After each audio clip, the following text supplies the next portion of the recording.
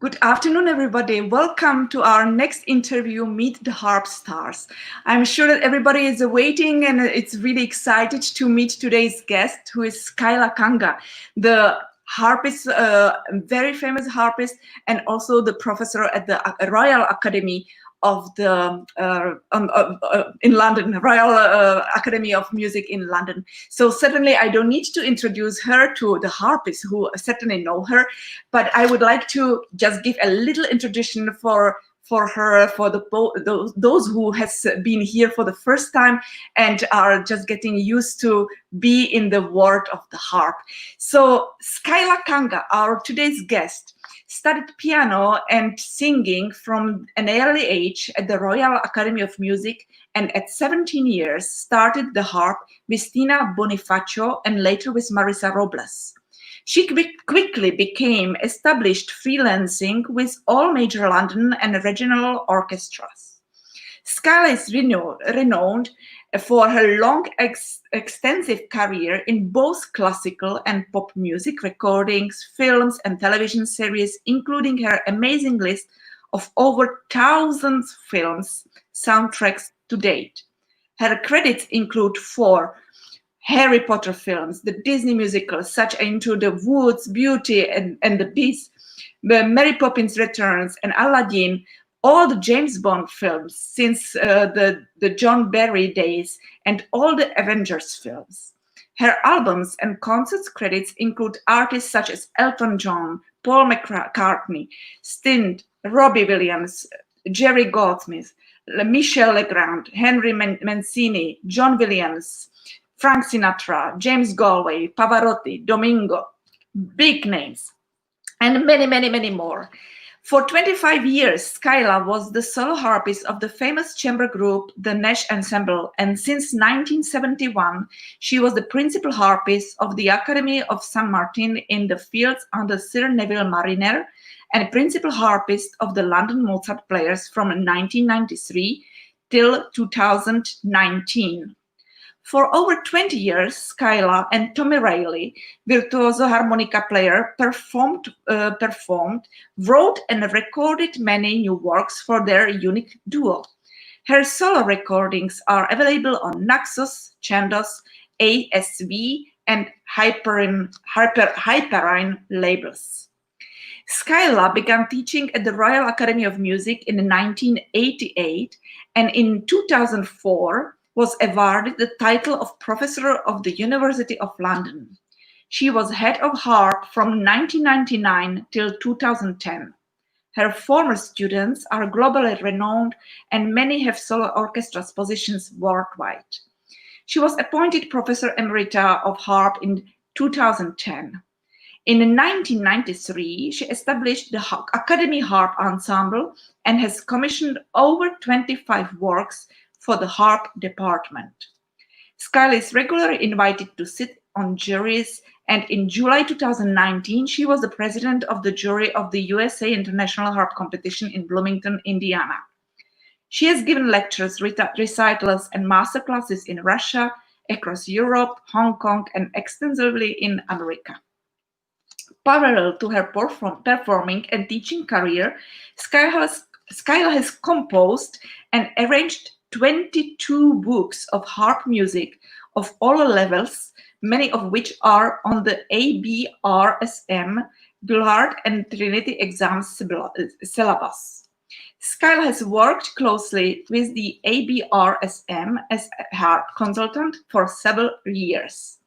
Her publishers are available at the www.marukamusic.com. Scylla's articles have appeared in the Gramophone, BBC Music Magazine, VHC, which means the World Harp Congress Review, American Harp Society Journal, Harp Column, Harp Today, and the United Kingdom Harp Association magazine. Scylla was honored to be featured in the Musician Union Magazine's Hall of Fame article in 2010. And something from her private life, Scylla has 4 children, 6 grandchildren, and her hobbies are gardening, baking, and embroidery. I hope I pronounce it correctly. And I'm very happy to welcome our today's guest, Scylla Kanga from London. Scylla, be welcome. Thank you very much, everybody. Hello, everybody.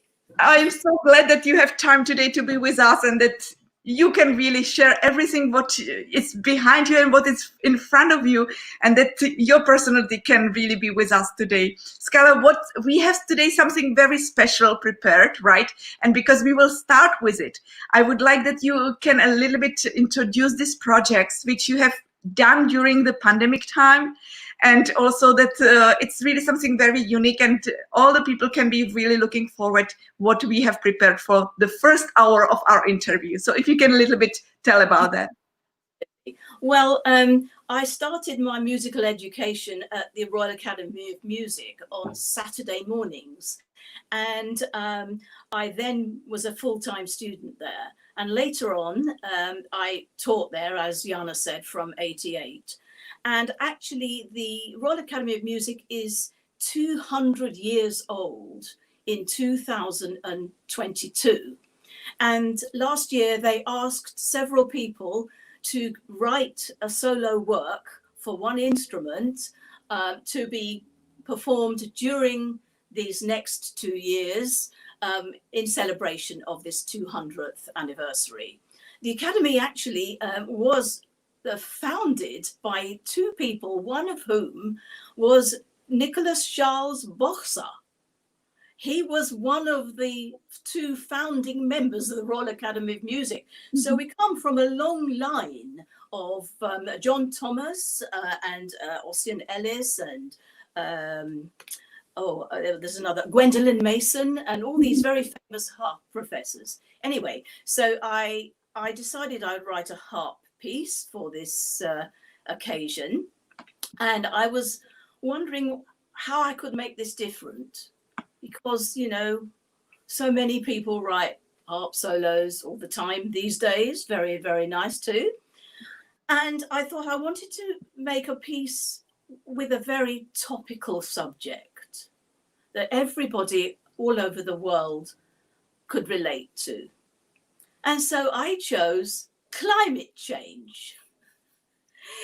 So basically, I wrote this piece and I thought, well, how can I portray climate change on one instrument? So I was sitting on a session in February and I didn't have much to play. So I thought, well, when I write music, sometimes I write some words to make me think of what I would like to perform. Mm-hmm. And so I started sketching a poem. And I developed this. And in the end, I had a whole, about 3 or 4 verses, 4 or 5 verses of this poem. And it depicts the episodes of the various climate change and the storm, our daily lives, what peaceful landscape is, and all those sort of things. And then at the end, I have to say, well, what should we do? We have to find an answer. And I then, after I did that and I wrote the music, I went to France to sit on a jury for the French competition in Limoges. And I decided then, because we were going to go into lockdown quite soon afterwards, that wouldn't it be nice if I asked some of my friends if they'd like to translate the poem? Mm-hmm. So now we have my English poem, my piece, and we have 11 translations. Thanks to the French one is Anne-Sophie Bertrand. The German one is also Anne-Sophie Bertrand. The Italian translation is courtesy of Gabriela Dall'Olio. The Spanish translation is courtesy of Alfonso Trigo Casada. Now, he's not a harpist, but he was the conductor of the show that I did last autumn, Les Miserables, in concert. And he also is professor of the musical theatre at the Academy. So he did the Spanish one. My former student, Zita Silva, did the Portuguese one. The Dutch one was done by my friend Ernestine Storp. The Flemish one was done by my great friend Annelien Lennertz. The Czech one, guess who did that? We are Jana Boušková. And then the Russian one was done by my harp sister, I call her that, Emilda Agazarian. And the Chinese one was done by Dan Yu. And the Japanese one was done by Mieko Inui. So there we have it. So I think what we'd like to do now, if that's okay, is I'd like to say the poem in English and play the piece to you. And I hope you will be able to relate the episodes of the piece to the poem. In the middle of this piece, there is an ad-lib section depicting the storm that we have in this freak weather. Now, I don't want you to think that I've gone crazy because, you know, to make a storm on just a harp, it would be a little challenging. So do not think that I have completely lost it. Okay. So and also to be done. The storm has to be done. That's true. Much to be done. So there we are. So I'm going to now read the poem. And I will just only say that after we will read it now hear it in English and then hear the music, I have asked my students who are from the different countries with the native language of those languages which were now announced, and so to come into the broadcast and read those poems in those languages. And I have also, because from the Spanish and from the Russian, I didn't get the response from my students, so I have my colleagues from the Czech Philharmonic who are coming in and are going to read those poems in Spanish and Russian. So we will have for the 1 hour all the poems in the different languages. And now we hear the original in English by SKAILA KANGA. Right, okay, here we go. Hold on tight.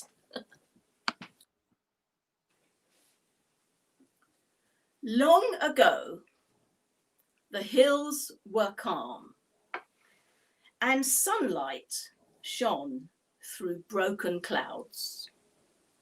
Fresh breezes filled the clear blue sky with a warm, enhancing, graceful balm. We now repeat our daily lives in cars, boats, trains, and planes, without a thought that what we do has caused our planet such great pain. But over time, the ice caps melt. Such river flows we have not felt. The ocean stirs. The wind, it roars. The rains thrash down. For days it pours. Huge storms attack the land in rage. The damage caused we cannot gauge. The mountains heave, the lowlands sink. We push our planet to the brink. The factories spew out their evil smoke to fill the greed of Western folk. What can we do? Is it too late? Has destiny forged our predoomed fate? Perhaps through music, art, and science, we can secure our future in defiance of forces that seek to destroy the worth of sacred beauty of Mother Earth. Man must now find the answers to change or not change. That is the real question.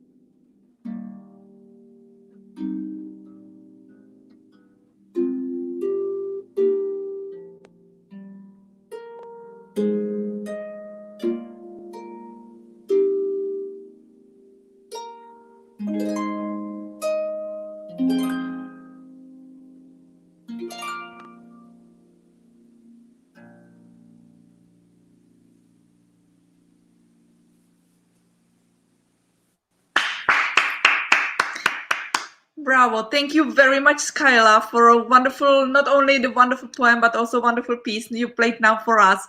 And we have already a row of people who are going to read your poem in the different languages. So I would like to welcome to our stream, to our broadcast, my Chinese student who is now in Hong Kong. So she needs to go sleep as well. So that's why I put her as the first one. So Charlie, welcome. Yeah. Hey, hello. Thank you very much for Hello. read your poem. And I will now leave you so that you can speak and you can read your poem. And don't forget that you have an option that you can also ask our guest a question after you read your poem. So thank you very much. Okay. Yeah. Hello, Miss Scylla Kanga. Hello, I'm so honored to be invited to meet all of you. Yeah. Oh, Yeah, I would like to ask you a question is when did you start to compose pieces, and how did you get the inspiration? well, Yeah. when I first was a small child, I used to play the piano a lot, Ah. and I used to improvise a lot because I was a bit lazy. I didn't really read music. I didn't want to be bothered with reading music, so I used to just improvise and pick up stuff from the radio and play tunes, etc., on the piano, and Wow. and also then obviously I had to start to learn to read when I went to the Royal Academy of Music and etc., and proper studies, and I didn't write for a long time myself, but later on, in about the end of 1977, I met a guy called Tommy Riley, and he's a harmonica player, and he asked me to write a couple of things for his album, and so that's how I started. I wrote a lot of folk songs, and it came on from there, really. And so it was always usually for something. I didn't really have to think of what I was told what to write. I was asked to write. So that's how it began. Ah, I see. Thank you. Yeah. Oh, and then I will add to taught your poem in Cantonese. Okay. Okay, I start now. Okay. 好。首詩嘅名呢就係雲端之上為氣候變化作賦 Scala Kanga 嘅。彼時山巒靜默，陽光自雲層縫隙中傾灑，和煦清風在藍天下吹拂，帶來溫潤滲人的芬芳。而今交通便利，我們日復一日生活，卻不知我們的行為已為我們嘅家園帶來極大痛悲。時間漸漸流逝，冰川溶漏成河，我們竟渾然不知。海浪咆哮，狂風怒號，大雨傾盆，終日籠罩。颶風暴怒襲上這片土地，帶來的損失我們無法估計。群山疊起，低地下移，我們的星球已被置於絕地。煙囪吐出邪惡的工業煙霧，填滿人們貪婪的慾望。我們還能做些什麼？或是為時已晚，命運已注定我們的消亡。也許借助音樂、藝術與科學，我們可以消除這毀滅的力量，喺不久嘅將來找回地球母親聖潔美麗的模樣。改變或是不變，呢一個現實嘅選擇題，人們必須找到答案。翻譯張子瑩同于丹。Yes, thank you. Sounds amazing. Bravo. Thank you very much, Charlie. And I will be very happy. I wish you a wonderful evening. Very good night now. Okay, we can't hear you. Now can hear. Yeah. Thank you very much, Charlie. Okay, and I wish you a very good night. And I will invite another translation now. So have a nice evening. Bye. Okay. Bye-bye. So now I will like to invite the Spanish translation, and it's going to be my colleague from the Czech Philharmonic, the violinist Eduardo Garcia Salas. So welcome. Hello, Eduardo. Hello, my friends. Thank you very, very much to making this offer for us and favor. I'm very thankful for this opportunity that you accepted. That's amazing to know. Miss Scylla is for me a great pleasure. Thank you very much for inviting. Yes. Thank you so much. So if you are so kind, if you can read the translation in Spanish, I will be very thankful. I'm just now leaving the screen. Natürlich. Más allá de las nubes. Tiempo atrás las colinas permanecían en calma y la luz del sol brillaba entre las nubes rotas. Brisas frescas llenaban el claro cielo azul como un bálsamo cálido, con gracia y enriquecedor. Ahora nuestras vidas se repiten a diario en coche, barco, tren y avión, sin ser conscientes de lo que hacemos, causando a nuestro planeta gran dolor. Pero con el paso del tiempo, las cimas heladas se derritieron, creando nuevos ríos, cauce que nunca existió. Los océanos se mueven, el viento ruge, las lluvias torrenciales arrollan sin pudor. Enormes tormentas atacan la tierra con furia, el destrozo causado que no podemos abarcar a comprender. Las montañas palpitan y los llanos se hunden. Empujamos nuestro planeta al límite de lo imaginable. Las fábricas escupen su maléfico humo para sofocar la codicia del hombre occidental. ¿Qué podemos hacer? ¿Es tarde ya? ¿Ha sido el destino inevitablemente forjado y no hay vuelta atrás? Quizá a través de la música, el arte y la ciencia podamos asegurar nuestro futuro, desafiando las fuerzas que persiguen la destrucción de lo valioso y lo sagrado en la belleza de la Madre Tierra. Debemos encontrar las respuestas. ¿Cambiar o no cambiar? Esa es la verdadera cuestión. Thank you very much, Eduardo. It's wonderful. I will cry. Sorry. Very nice. Thank you very much, Eduardo. And I'm looking forward to see you. Bye, dear. Thank you. Bye. Thank you. He's really sweet. It's so lovely, and I'm so touched that everybody has accepted and that they have made time and to read it for us. I'm so really touched as well. So,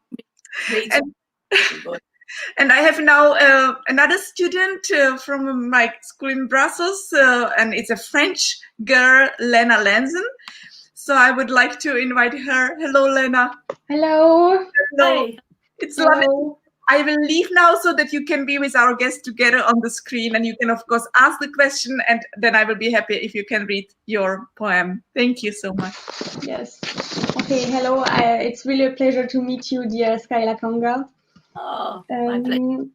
I allowed me to ask you a question. I was helped by Audrey Perrin, who is the teacher in the Conservatoire du Centre de Paris, with who I did a practicum for the teaching diploma in France this year. And she had a lot of students who are working on your pieces. And so she helped me to find a question which can maybe help a bit her students. There is a bit of noise. I hope it's okay, the connection. That's fine. Okay. How do you manage to combine both the reliability of jazz standards and the constraints involved by the harps? Have you got any advices, tools, or specific arrangements methods? Well, the jazz starts off with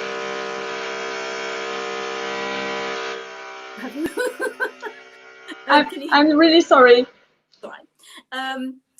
I think the jazz side of things for me is a very slow process in learning, because I was really brought up as a classical musician, and I've had to try and teach myself. I have listened and played with a lot of great jazz performers, and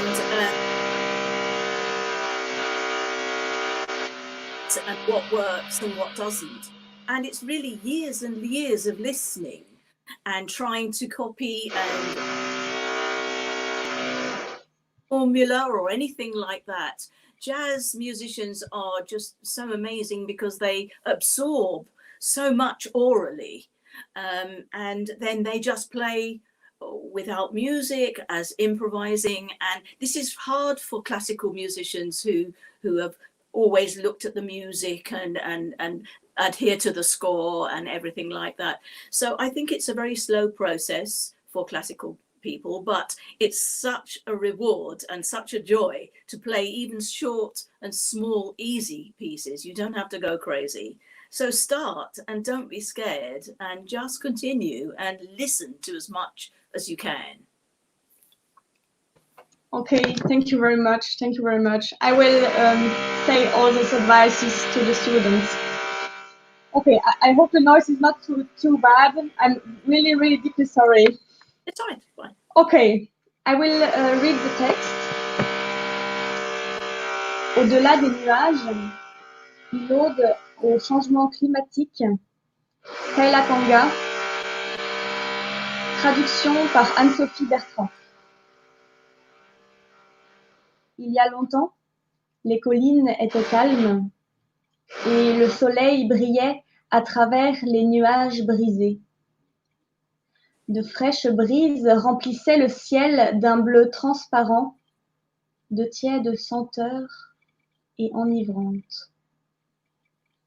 Aujourd'hui, nos vies se répètent en voiture, en bateau, dans les trains et en avion, sans une pensée pour le mal que nous faisons à notre planète avec ses actions. Mais avec le temps, les glaciers fondent, les rivières débordent comme jamais avant. L'océan se déchaîne, le vent rugit, les pluies battent la terre, des jours durant il pleut. D'énormes orages s'abattent avec rage sur la terre, provoquant des dommages inestimables. Les montagnes se soulèvent, les plats pays s'enfoncent. Nous poussons notre planète à bout. Les usines crachent leur fumée diabolique pour satisfaire l'appétit du peuple d'Occident. Qu'allons-nous faire? Est-il trop tard? La destinée a-t-elle déjà forgé notre destin? Peut-être avec la musique, l'art et la science,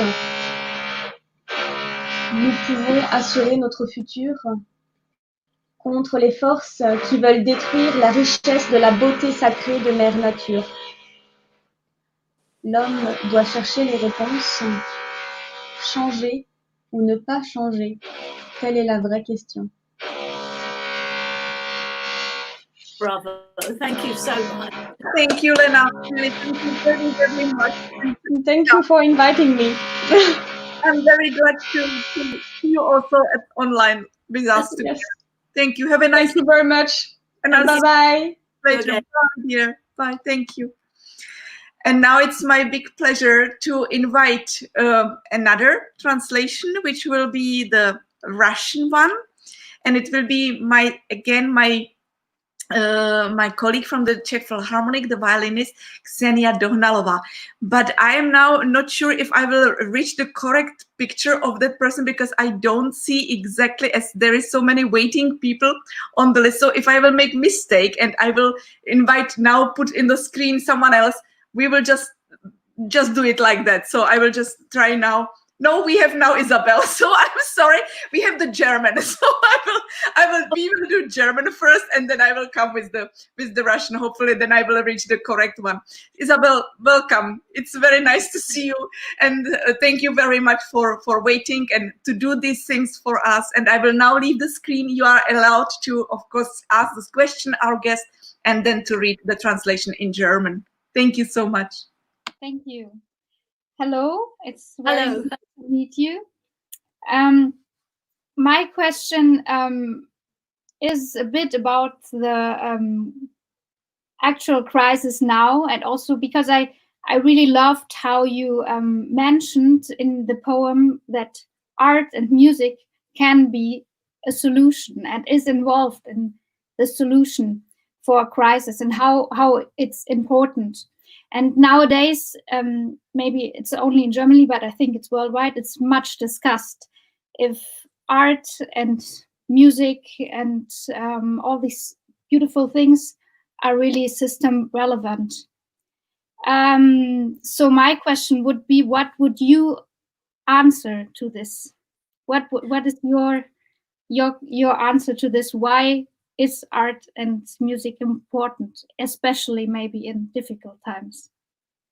In difficult times, it's the most important.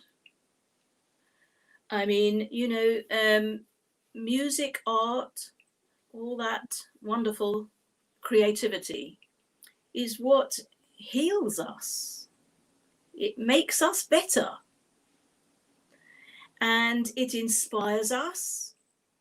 And creativity and music and all the things that we do naturally are absolutely vital to every nation, because it's the heart of every nation.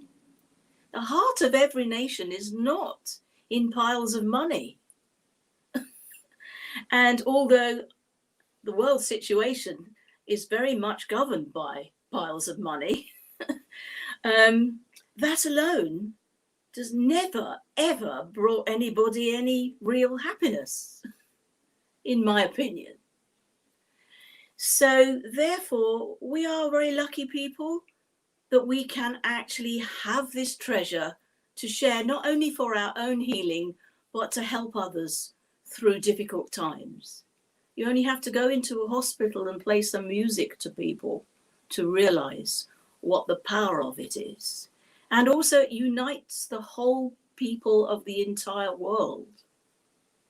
No language can do that. No amount of money can do that. But music and art can. So never give up. It's the most important thing. Carry on, dear. Carry on. No, I totally agree with this. I just found that it's sometimes difficult to explain this to the not musicians or not artists, but I totally agree with it's just sometimes difficult. Thank you very much. Yeah. So, Jenseits der Wolken.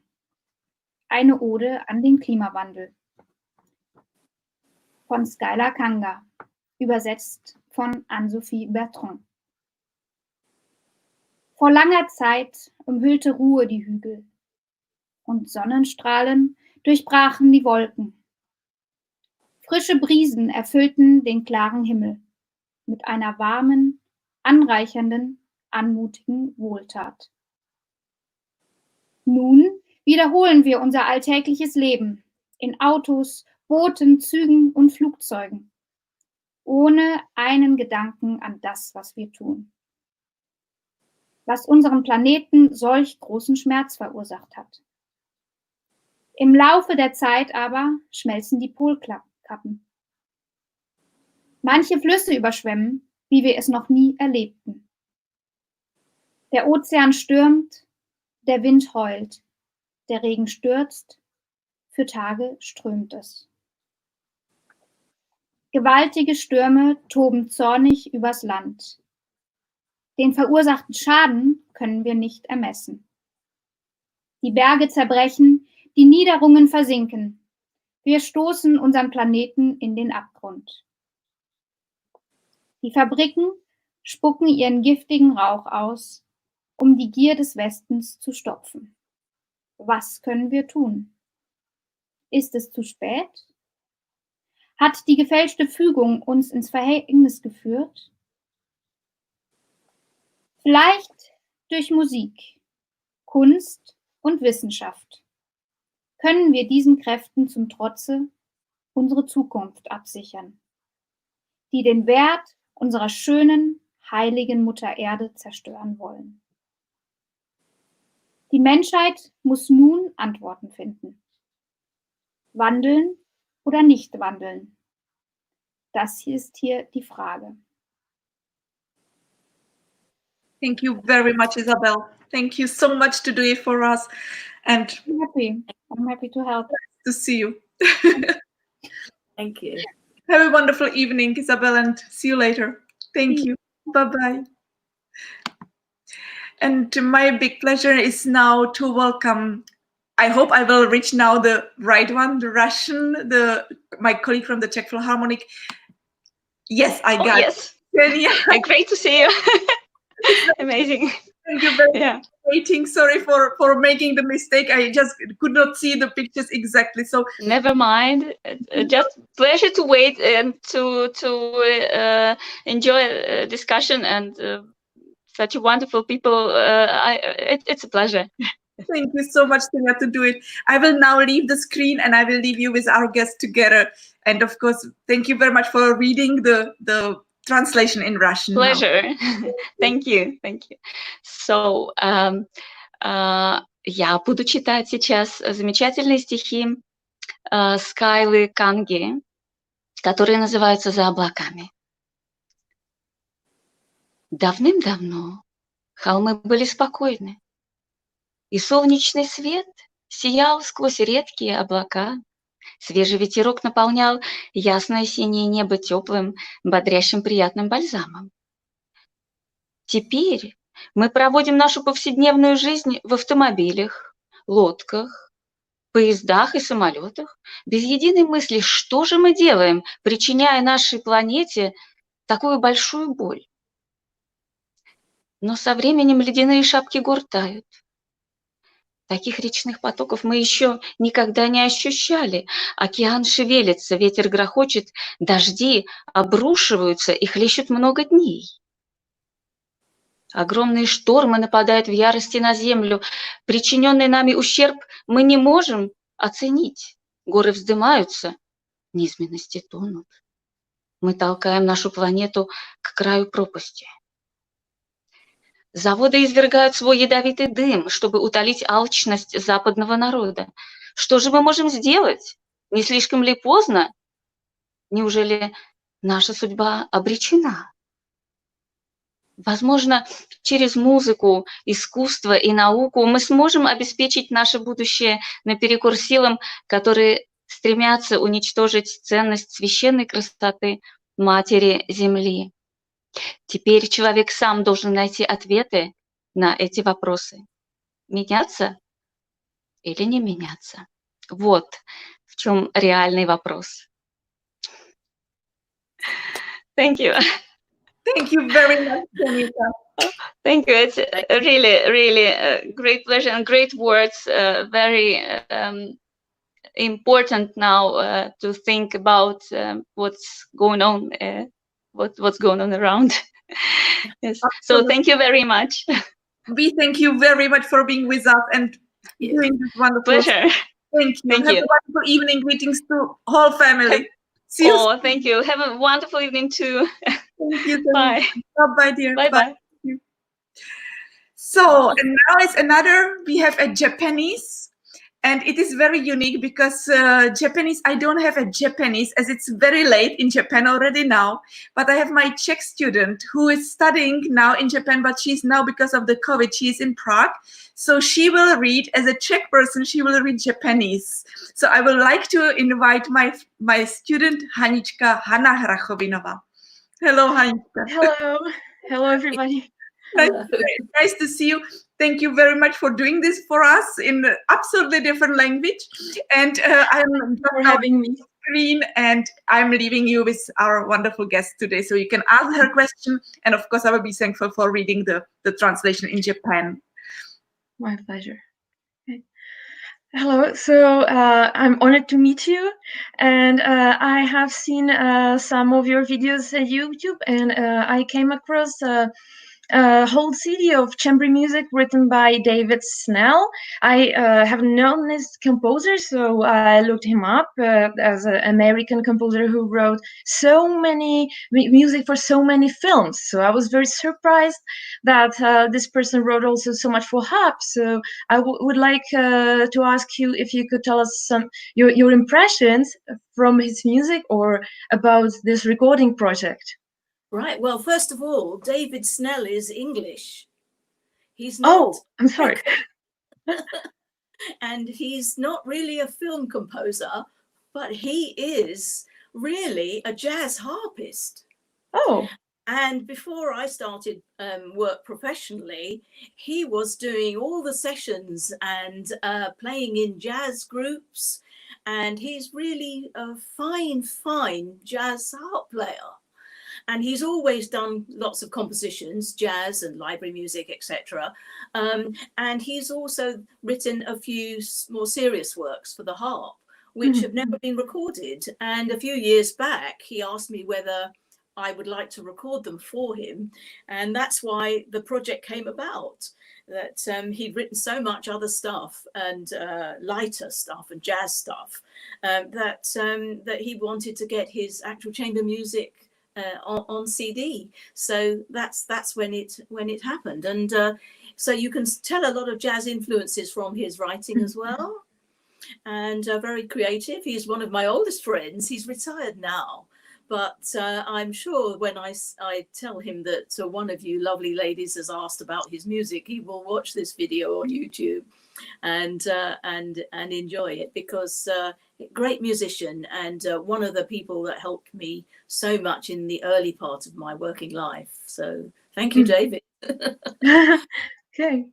So yeah, if he watches this, I'm really sorry I found the information wrong, but I'm really happy I asked you to know more. Thank you so much. Pleasure. Okay. So now I will try to read the poem in Japanese. 雲の彼方に気候変動に寄せるオード、スカイラカンガ。翻訳、井上美恵子。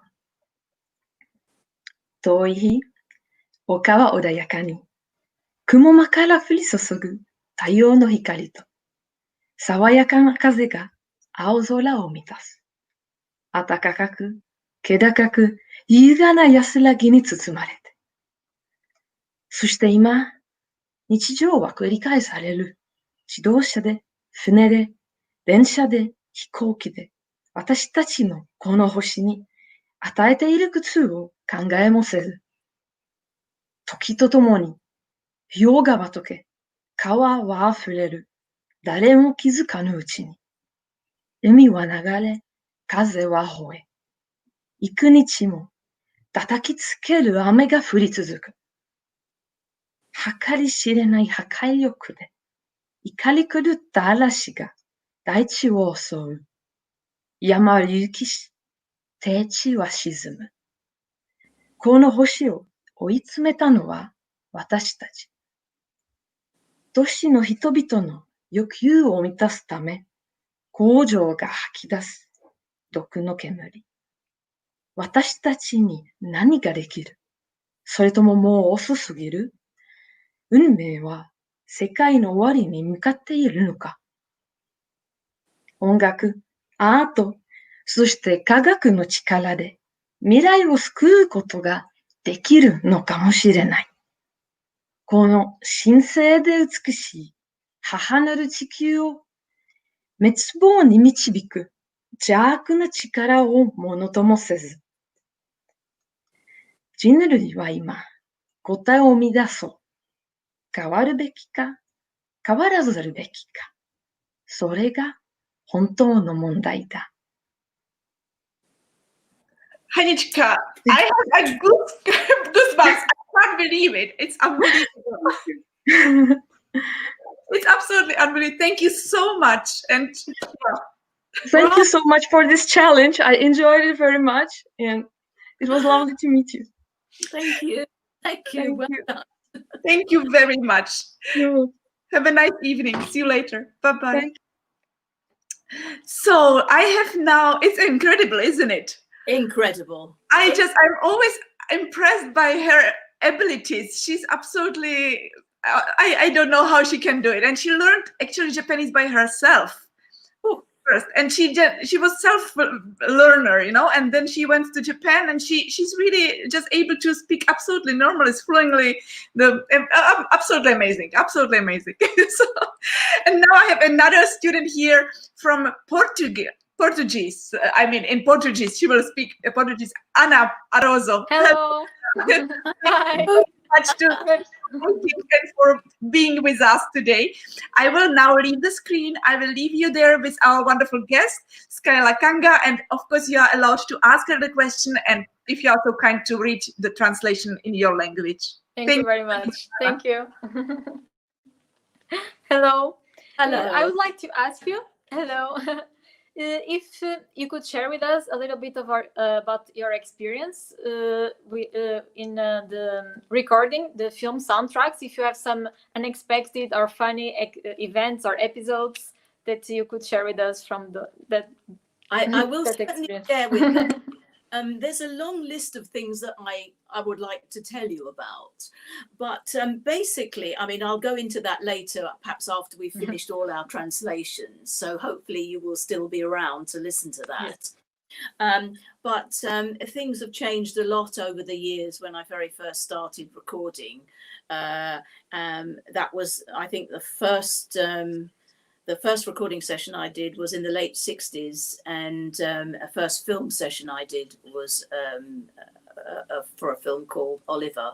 And when I tell you about the different ways that recording has changed over the years, you will be quite surprised. I think that basically, I suppose, to put it in present time at the moment, because of the arrival of the computer over the last 15 to 20 years, and the transference of everything from analog to digital, things have altered completely in the recording field. And to cut a very long story short for the moment, to be expanded on later, the harp is usually placed in an isolation booth away from the orchestra for total separation. And we just sit in a room on our own, sometimes for days on end, looking at two television screens, one with the conductor on and another one with the bar numbers on. And we have one headphone because we can't have two, otherwise we'll hit the harp. And we record our music literally completely separated from everybody else. And I will explain to you the challenges of that a bit. But it's a very big topic to answer in one question, but always challenging, and some incredible composers and extraordinary music. So of course it's different every day, so you don't get a chance to learn it. You just play it. Wow. So more later for that. Okay, thank you very much. I'm looking forward to hear more about it. So now I will read the poem in Portuguese that was translated by my dear colleague Zita, also from Portugal. Oh, yes, absolutely. Para além das nuvens, às alterações climáticas. Há muito tempo, as colinas eram calmas e o sol brilhava por entre as nuvens. Brisas frescas enchiam um limpo céu azul, com um bálsamo quente, aprimorado e gracioso. Agora repetimos a nossa vida diária em carros, barcos, comboios e aviões, sem pensar que o que fazemos tem causado tanto sofrimento ao nosso planeta. Mas com o passar do tempo, a calota de gelo derrete. Tais correntes de rios não nos eram reconhecidas. O oceano agita-se, o vento ruge, as chuvas fustigam, jorram durante dias. Tempestades enormes atacam furiosamente a terra, os danos causados não conseguimos medi-los. As montanhas elevam-se, as planícies afundam-se, empurramos o nosso planeta ao limite. As fábricas vomitam o seu fumo malvado para satisfazer a ganância do povo ocidental. Que podemos nós fazer? Será demasiado tarde? Terá o destino moldado já esta pré-sentenciada sorte? Talvez através da música, arte e ciência, conseguiremos assegurar o nosso futuro em desafio de forças que procuram destruir o valor da sagrada beleza da Mãe Terra. O homem deve procurar respostas. Mudar ou não mudar? Essa é a verdadeira questão. Thank you very much for having me. Anna. And you know, for me, pleasure. It's so wonderful to hear your language, because I have never heard you actually after so many years you were in Brussels studying, and I have never heard you to speak your language. It's beautiful. Thank you very much. Thank you. Thank you very much. Have a wonderful evening and see you later. Bye. Bye, Thank dear. you. Bye. Bye. It's lovely. It's so lovely, really. And I'm so glad that we have really also wonderful students. You also have wonderful students, and that they are so helpful with everything what we need. And it's really touching. So I would like now to invite another one, but I again cannot see who I will pick because I cannot see the picture. So I will just pick one. And it's our Chaya. Hello. Student from Brussels also, and she speaks Flemish. So I would like to ask her to read the poem in Flemish, but of course also ask the question to our wonderful guest today, if you are so kind. I will leave the screen now so that you can be together with your guest. Thank you. Hello. Hello. My question is, who inspires you the most for music, actually? Who inspires me for music? I don't think it's one person, although I have an incredible husband who is an incredible musician. He's a jazz drummer, he's a session drummer, he's a pianist, he's a composer. So that's always a great help if you have a partner who really supports you, understands what you're talking about. But as far as musicians are concerned, there have been many, many heroes that I have had all along the way.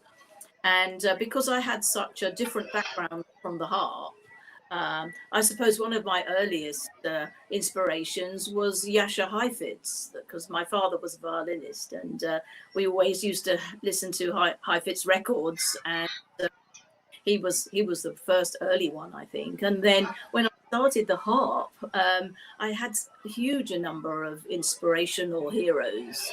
I went to see Suzanne MacDonald at the Wigmore Hall when I was 18, and I'd only just been learning 6 months. And I was absolutely awestruck by her playing. And then there were pianists that because I play the piano, like Horowitz and all the young ones that are coming up now, you know, and harpists. Sidonie Goossens was the lady in the BBC Symphony that I sat with, and she was 80 at the time. It was unbelievable. And so all along the way, everybody needs inspiration, and so many people over the years and still continue to give me tremendous inspiration. Yeah, okay, thank you. I'll read the poem now. Lang geleden waren de heuvels kalm en zonlicht verscheen door gebroken wolken. Een frisse wind vulde de heldere blauwe lucht met een warme, weldoenende, gracieuze gloed. Nu leven we ons dagelijks leven in auto's, boten, treinen en vliegtuigen, zonder na te denken dat hetgeen wat we doen onze planeet zoveel leed heeft aangedaan. Maar na verloop van tijd smelten de ijskappen. Zulke rivierstromen hebben we nog nooit gekend. De oceaan kolkt, de wind giert. De hemelsluizen staan open, zodat het dagenlang giet. Woedend vallen hevige stormen ons land aan. De schade is niet te overzien. De bergen rijzen op, de kunstgebieden lopen onder. We duwen onze aarde naar het rand van de afgrond. Fabrieken spuwen onheilend spellende rook, om aan de hebzucht te voldoen van het westerse volk. Wat kunnen we doen? Is het reeds te laat? Heeft de toekomst ons voorbestemd lot al gesmeed? Misschien kunnen we door muziek, kunst en wetenschap onze toekomst toch nog verzekeren. In weerwil van krachten die de waarde proberen te vernietigen, van de heilige schoonheid van moeder aarde. Nu moeten we antwoorden vinden. Verandering of geen verandering? Dat is de echte vraag. Thank you very much, Cheyenne. No problem. For being here, and thank you for waiting and for reading this beautiful poem in your language. It's my pleasure. Thank you, Cheyenne. Have a wonderful evening and see you later. Bye-bye. Thank you. Bye. Bye. So we are going closely to the end of the translation. We have one more. We have Italian. So I hope I will now pick up again the correct one, because then it's waiting still a quiz winner of the HARP channel. So we have now one more translation. Then my little thing will also read the Czech translation, and then we'll go for the rest. So I'm sorry, Maria, I will bring you back very soon because I made just now a mistake a little bit. So I hope that there is Martina. Oh, here we are. Hello, Martina. Here I am. Yeah, it's me. Sorry, because there is so many people, so I have not seen who is who. Yeah, of course. Sorry. Thank you very much, Martina, for waiting. Thank you very much for being with us. You probably have seen it already. I will leave now the screen. You are allowed to ask our wonderful guest a question. And of course, I am thankful that you will read the poem in your language, Italian. It's a pleasure. Thank you so much, Martina. Thank you. Hello. It's a pleasure to be here. It's a big pleasure. Still, about inspiration, I also have another question about it. And I would like to ask you if you had any particular landscape in mind while writing the poem, something that was really special for you. Well, I live about 25 miles outside London, and it's a region called the Chilterns, and the Chilterns are the name of the hills that are around here. And when we go for a short drive or even a little walk, we come across this unbelievably beautiful landscape quite near to where we live.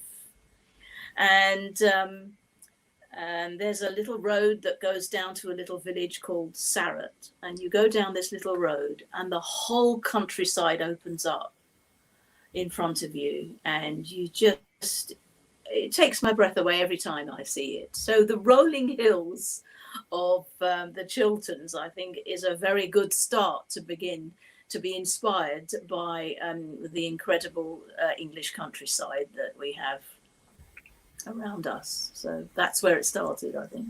Wow. I can imagine it already. Okay, so the poem in Italian has been translated by the harpist and Professor Gabriella Dall'Olio. Dietro le nuvole, un'ode al cambiamento del clima, di SKAILA KANGA. Tanto tempo fa le colline erano calme e la luce brillava attraverso le crepe delle nuvole. Brezze fresche riempivano il chiaro cielo blu, con un balsamo tiepido, intenso e grazioso. Ora ripetiamo le nostre vite di ogni giorno, in automobili, barche, treni e aeroplani, senza pensare che tutto ciò ha causato tanto dolore al nostro pianeta. Ma più il tempo passa, più i ghiacci si sciolgono, i fiumi straripano come non abbiamo mai visto. L'oceano si agita, il vento brontola, le piogge precipitano per giorni e giorni. Grandi temporali aggrediscono la terra arrabbiata. Non possiamo nemmeno valutare l'intensità dei danni. Le montagne si alzano, le paludi affondano. Spingiamo il nostro pianeta al punto di rottura. Le fabbriche sputano il loro fumo orribile per arricchire la caparbietà dei popoli dell'Occidente. Cosa possiamo fare? O è già troppo tardi? Il fato ha già deciso che cosa ci succederà? Forse attraverso la musica, le arti e la scienza possiamo ancora decidere il nostro futuro, a dispetto di forze che cercano di distruggere la sacra bellezza di nostra madre terra. Tocca all'uomo ora trovare le risposte. Cambiare o non cambiare? Questo è il vero problema. Thank you so much. Thank you, Martina. Thank you so much. Thank you for being with us today. Thank you very much. I wish you a wonderful evening and see you soon. Thank you so much. Yeah. Bye-bye. Thank you. And now it's my little thing, which I will try to say it in Czech. This wonderful poem, which was written by SKAILA KANGA. Zamraky. Óda na změnu klimatu. SKAILA KANGA. Před dávným časem byly kopce klidné a slunce svítilo skrz roztrhané mraky. Čerstvý vánek naplňoval jasnou modrou oblohou. teplým, zkrášlujícím, okouzlujícím balzámem. My dnes opakujeme své denní životy v autech, člunech, vlacích a letadlech, aniž bychom přemýšleli, co to vlastně děláme. Způsobilo naší planetě tak velkou bolest. Ale časem ledovce tají.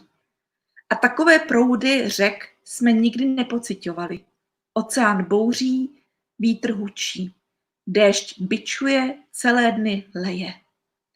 Silné bouře útočí na pevninu v hněvu, způsobenou škodu nemůžeme vyčíslit, hory se tyčí, nížiny se sesedají. My tlačíme naší planetu na pokraj katastrofy. Továrny chrlí svůj ničivý kouř, aby uspokojili nenasytnost západního lidu. Co můžeme dělat? Je příliš pozdě? Co pak osud předurčil náš neblahý úděl? Snad skrz hudbu, umění a vědu si můžeme zabezpečit jinou budoucnost než síly, které ničí hodnoty a krásy posvátné matky země. Člověk nyní musí najít odpovědi. Změnit nebo nezměnit? Toť opravdová otázka. Wow. Thank you. I have really, you should see my skin. I have really the goosebumps. It's so touching, absolutely amazing. Scylla, I thank you so much for all these words. All what you have, yeah, it's absolutely, as Eduardo also said, it's really so emotional. That, yeah. It's fantastic that we all can come together in our musical lives to put our arms around each other wherever we are in the world, and I think that gives us all great comfort. I think that's absolutely true. You know, and it's so clear exactly what you have written. It's so clear. It's absolutely really what we should think about, because we forget about these things. Totally. Well, when I started writing it, we were not in this crisis of health. Yep. And I suddenly thought that actually everybody was sitting at home thinking what was happening. So this was a part of the creative process that we could all join in while we were thinking what was going to happen to us. Absolutely. Yeah. And also I always thought that this sort of scientific thing and illnesses, it's dreadful when it's happening, but it passes. And it will pass, and you know, the science will get on top of it, and so will the whole world in a year or so, I'm sure. But I was afraid that the real issues like climate change, they don't go away. So I think we have changed our behaviours quite a lot through this last 3 months. And already I feel in our countryside here, we hear more bird songs. Exactly. The climates, it's suddenly so different. It's true. And it's so short time, you know, and it could have changed so much, even during this little period of time. It's really amazing. Yeah, so I think I'm very touched, and thank you so much for all the people that have translated and have spoken today. I feel very touched by this, and thank you, Jana, for putting this on, because we can all be together in it, can't we? That's the main. It's absolutely true. And I would like also to give my words for thanks to everybody who was with us today, and thanks to my colleagues, to my students, and I really appreciate so much your time and your favor to do that for us. I'm so glad, and that we could have been also together, as also Scylla says now. So thank you so much, really, from my side. And if you allow, Scylla, we have now, I will just allow the guest who won the quiz at the HARP channel to be able to ask you a question, so that afterwards we can really make the interview and to speak about your activities and everything what you are doing and have you done. So I will welcome Maria. Now is your turn. Hello. Thank you very much for waiting. Thank you, Maria. Thank you. So once more, congratulate you for your winning the prize. Thank you. Thank you. And of course, you are allowed now to ask 2 questions. I will leave you also the screen so that you can be together. Right. Good evening in here and good afternoon. I'm really, really thankful for your poem. It was a moving experience for me to listen to it in different languages, and your music is wonderful. I loved your playing, and I hope I will hear it sometime live. I really hope so. Sometime. The thing I want to ask you actually is what happening to me now, the experience that moved you someday, because your life was full and rich of collaborations with many different, very different people in genre, in classical, in pop music, film music. And I would like to ask you if you can remember any particular collaboration that moved you a lot and maybe changed a bit your views on the music and on life. Well, I mean, there are very many collaborations that affected me deeply. If I say one or two, it doesn't mean the rest are any less important. But a few years ago, I work a lot at Abbey Road Studios in London. I do a lot of recording there. And one year, I can't remember exactly which year it was, probably about 10 years ago, we were booked to do a couple of days recording there with Itzhak Perlman. Now, Itzhak Perlman is one of my huge heroes of the violin. I've listened to him for years and years. And we were recording a whole series of short encore pieces with orchestra and him. And honestly, it was hard to play because he plays out of this world.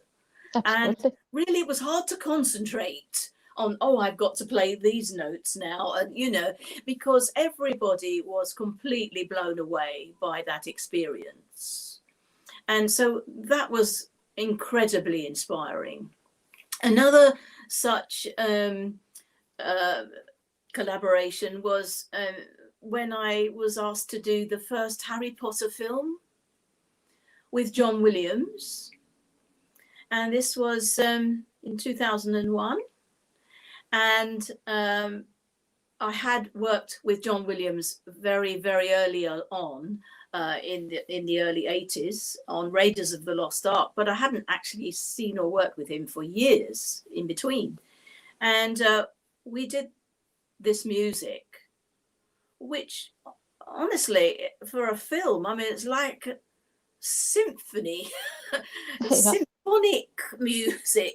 The orchestrations were absolutely incredible, hard, very difficult. Everybody had to really, really practice, and you know, but we had about a week of it. And then we were lucky to come back to do the number 3 Harry Potter, which was The Prisoner of Azkaban. And the music again was ridiculously inspiring. But I also have to mention, just briefly, we used to work for a composer called Jerry Goldsmith. And I don't know whether you can see behind me, probably not, but I have a picture of him on my wall. And we did so many films for him. And every time he brought a new score, everybody was completely, it was mind-blowing, his music. So different from one film to another. And such imagination and originality, a real giant of film composing, you know. So I suppose that's 3 people. I mean, I could go on, but you know, that's it's just of course. But basically, you know, I think as a musician, you have to constantly be like a sponge. You have to absorb and listen. It's no good thinking, oh, I'm just playing this and I'm just counting these bars rest when I'm not playing. When you're not playing, you've got a chance to listen and learn. And to be quite honest, that is the best education anybody could ever have. a chance to listen and be part of these amazing projects. So that's my short answer, really. Oh, thank you so much. And if I'm allowed to ask another one, well, I hope I am. Well, it's a bit of... Two, of course, two. Yeah, sure. Well, it's really short. I hope it will be short. What would be your ideal concert like? If you have free hand in organizing everything, which setting would you choose? Which hall? How do you picture it? Well, your dream concert. I suppose my dream concert hall, for a start, is the Wigmore Hall in London. I don't know whether you've ever come across that hall. But only in recordings. Most magical sound. And I played many concerts there with the Nash Ensemble, chamber music. And I suppose really the chamber music side of things is my most journey into the solo side, because I've been so busy doing other things that the chamber music. So I suppose really I would say Ravel. I'd like to hear the Fauré piano quartets, because I think if anybody hasn't ever heard them, I think they should, because they are totally amazing. Of course, so from a harp point of view, the Debussy Sonata. Of course. And you know, the wide variety of chamber music really that is on offer, with a chamber ensemble that's so mixed. You can have wind and strings and piano and harp. So I suppose I'd have to go for the Wigmore Hall. Wonderful. Thank you. That's a really beautiful concert you've pictured. I hope it will happen very soon. Yes. Thank you so much. Thank you very much for your question. Thank you very much for waiting, for being with us. And thank you for following the HARP channel so equally and so wonderfully, specifically that you know all the questions and answers of the HARP channel quiz. So thank you. The winner, and I hope to see you soon again. Thank you. Yes, me too. Thank you. Thank you so much, Jana. All right. Bye-bye. Bye-bye. Thank you. So we are now alone together, but it was really very rich to 1 hour of guests at the moment. Scylla, are you fine? Are you there? Because it's suddenly now it's a little bit blocked. Yeah, now it's okay. Now it's okay. Scylla, I have so many wonderful messages here, which I would like to show also for you, so that you will see that the people are really with us, that they are really following the broadcast, and they are really happy to see you and to be here with all the wonderful music and the poems you have been sharing with us. So before I will finish this, I would like to ask you if you can tell us how did actually, when I read your biography, it says that you started the harp quite late, actually 17 years. And how did everything come? Because you were a piano player, you were singing, and then suddenly you decided to play the harp. Who was the inspiration for you? And actually one more question, because your name seems to be, for me, not really English one. Are you really originally from England? No, oh no. Yeah, I know, but it was not mentioned in the biography. So if you can say a little bit about your childhood and where you come from, and about your parents, if they were musicians or something like that, please. Okay, well, I was born in Mumbai, Bombay, as it was then, into a musical family. My father was a violinist. He was also an engineer, but his father said you have to have a real job before you can play the violin. And so he always played a lot of solo broadcasts in India.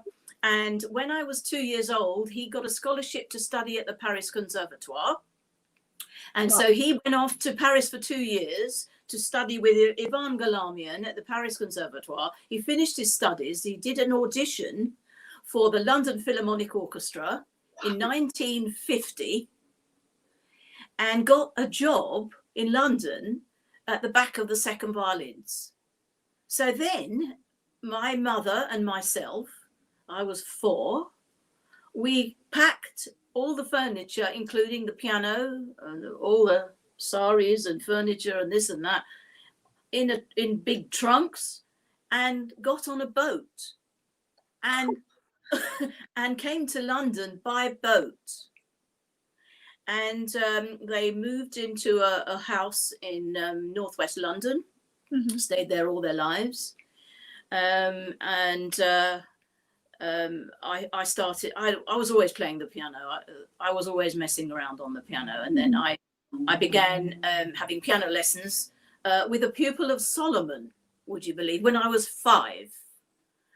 It was a little bit above my head, to be quite honest. But my dad taught this man's son the violin, so it seemed a good arrangement. So then I played away, and I had various piano teachers. And then when I was 11, I auditioned for Saturday morning school at the Royal Academy of Music, and I won a scholarship there on the piano. And basically, I learned everything of my basic musicianship on a Saturday morning at the academy. We had classes in keyboard harmony, singing, choir, accompanying chamber music. And in addition to that, my father taught a lot of violinists. So first of all, he was always practicing at home, and I was always accompanying his students. So I really know huge amounts of violin repertoire. And he also had a string quartet. So you were accompanying them also on piano? You were accompanying them? Wow, yes. That's so fantastic. I did this in my teenage life. You know, I played everything on the piano and accompanied and learned to sight read and etc. Fantastic. And I also, as a child, I used to improvise, as I was saying to one of your guests there. And I always used to sort of mess about and try and improvise. And actually, that has stood me in great stead with my session work, because sometimes you have to actually rearrange it on the spot. But that's another. So so then I carried on with my singing and my piano at the academy, and then they kept on saying everybody must study 2 instruments. This is when I was 16. And I tried the violin when I was 9, and honestly I didn't get on with it really. I failed basically with the violin. And so I used to go to all my dad's concerts, because he was in the London Philharmonic and then the Royal Philharmonic Orchestras, and we always used to get free tickets. So every concert we used to go to, and there was only one woman in the orchestra. Really? The harpist. So they did not have also the women in the orchestras at the time? Oh no. And so I thought, well, if I'm going to learn a second instrument and I want to play, I think I'll choose the harp. Oh, that's nice inspiration that you have seen that there is only the one when women are behind the instrument in the harp. So then I studied. I studied with a lady called Tina Bonifacio, who was absolutely inspirational, and she taught a lot of us in London, vast amount. And she studied with Renier at the Paris Conservatoire. And but then she was Italian. She was Italian. She was Italian. Half French, half Italian. But she was in the Royal Philharmonic Orchestra that my dad was in. So that's why I went to her. And then later on, I also studied a little bit with the lady that I used to sit next to in the Philharmonia in the London Symphony Orchestra, a lady called Renata Scheffelstein, who was like Ossian's second harpist in the LSO, and also the Philharmonia Orchestra. And so I had a few lessons with her. In fact, she taught me the fingerings that Tournier gave her of the Danse Sacrée et Danse Profane. And a little funny story, in those days, I just joined the Nash Ensemble in about 1977. And all the repertoire for harp was new to me, because I'd done all my concerts and studentship on the piano. So I could play Beethoven, Chopin, Liszt, Mozart, etc. But I'd never learned the Debussy dances. So I said to her, I think it's a bit hard for me. What do you think? She said, no, I teach you. So she gave me the fingerings, and we were doing a film. I was with her on Raiders of the Lost Ark in 1981, sitting at Abbey Road. And she said to me, she said, come on, let's have a lesson in the lunch hour. And I said, what, now? And the LSO coming in and out, you know, she said, no, come play it to me now. So I had the Debussy Dances lessons on Raiders of the Lost Ark, film sessions. So, and then so I gradually freelanced, and so I started the harp when I was 17, and when I progressed to the academy full time as a pianist, and I had a marvelous piano teacher, Vivian Langrish, his name was, very big time teacher. And his pupils were really so above. I thought, oh, I'll never be as good as them on the piano, you know, because I'm quite small, you know, you need to be quite strong to be a big pianist. And so anyway, I was playing away on learning with Tina. And after my second year of study, because there were no degrees then, it was just a performance course, I got this phone call from the manager of the London Philharmonic Orchestra, who phoned me up and said, hi, Skyla, your dad says you play the harp. I said, yeah, yes. He said, well, would you like to do 6 weeks of Swan Lake in the summer? So I said, oh, okay. And I'm thinking, oh my gosh, Swan Lake, and I've only been learning 2 years, you know.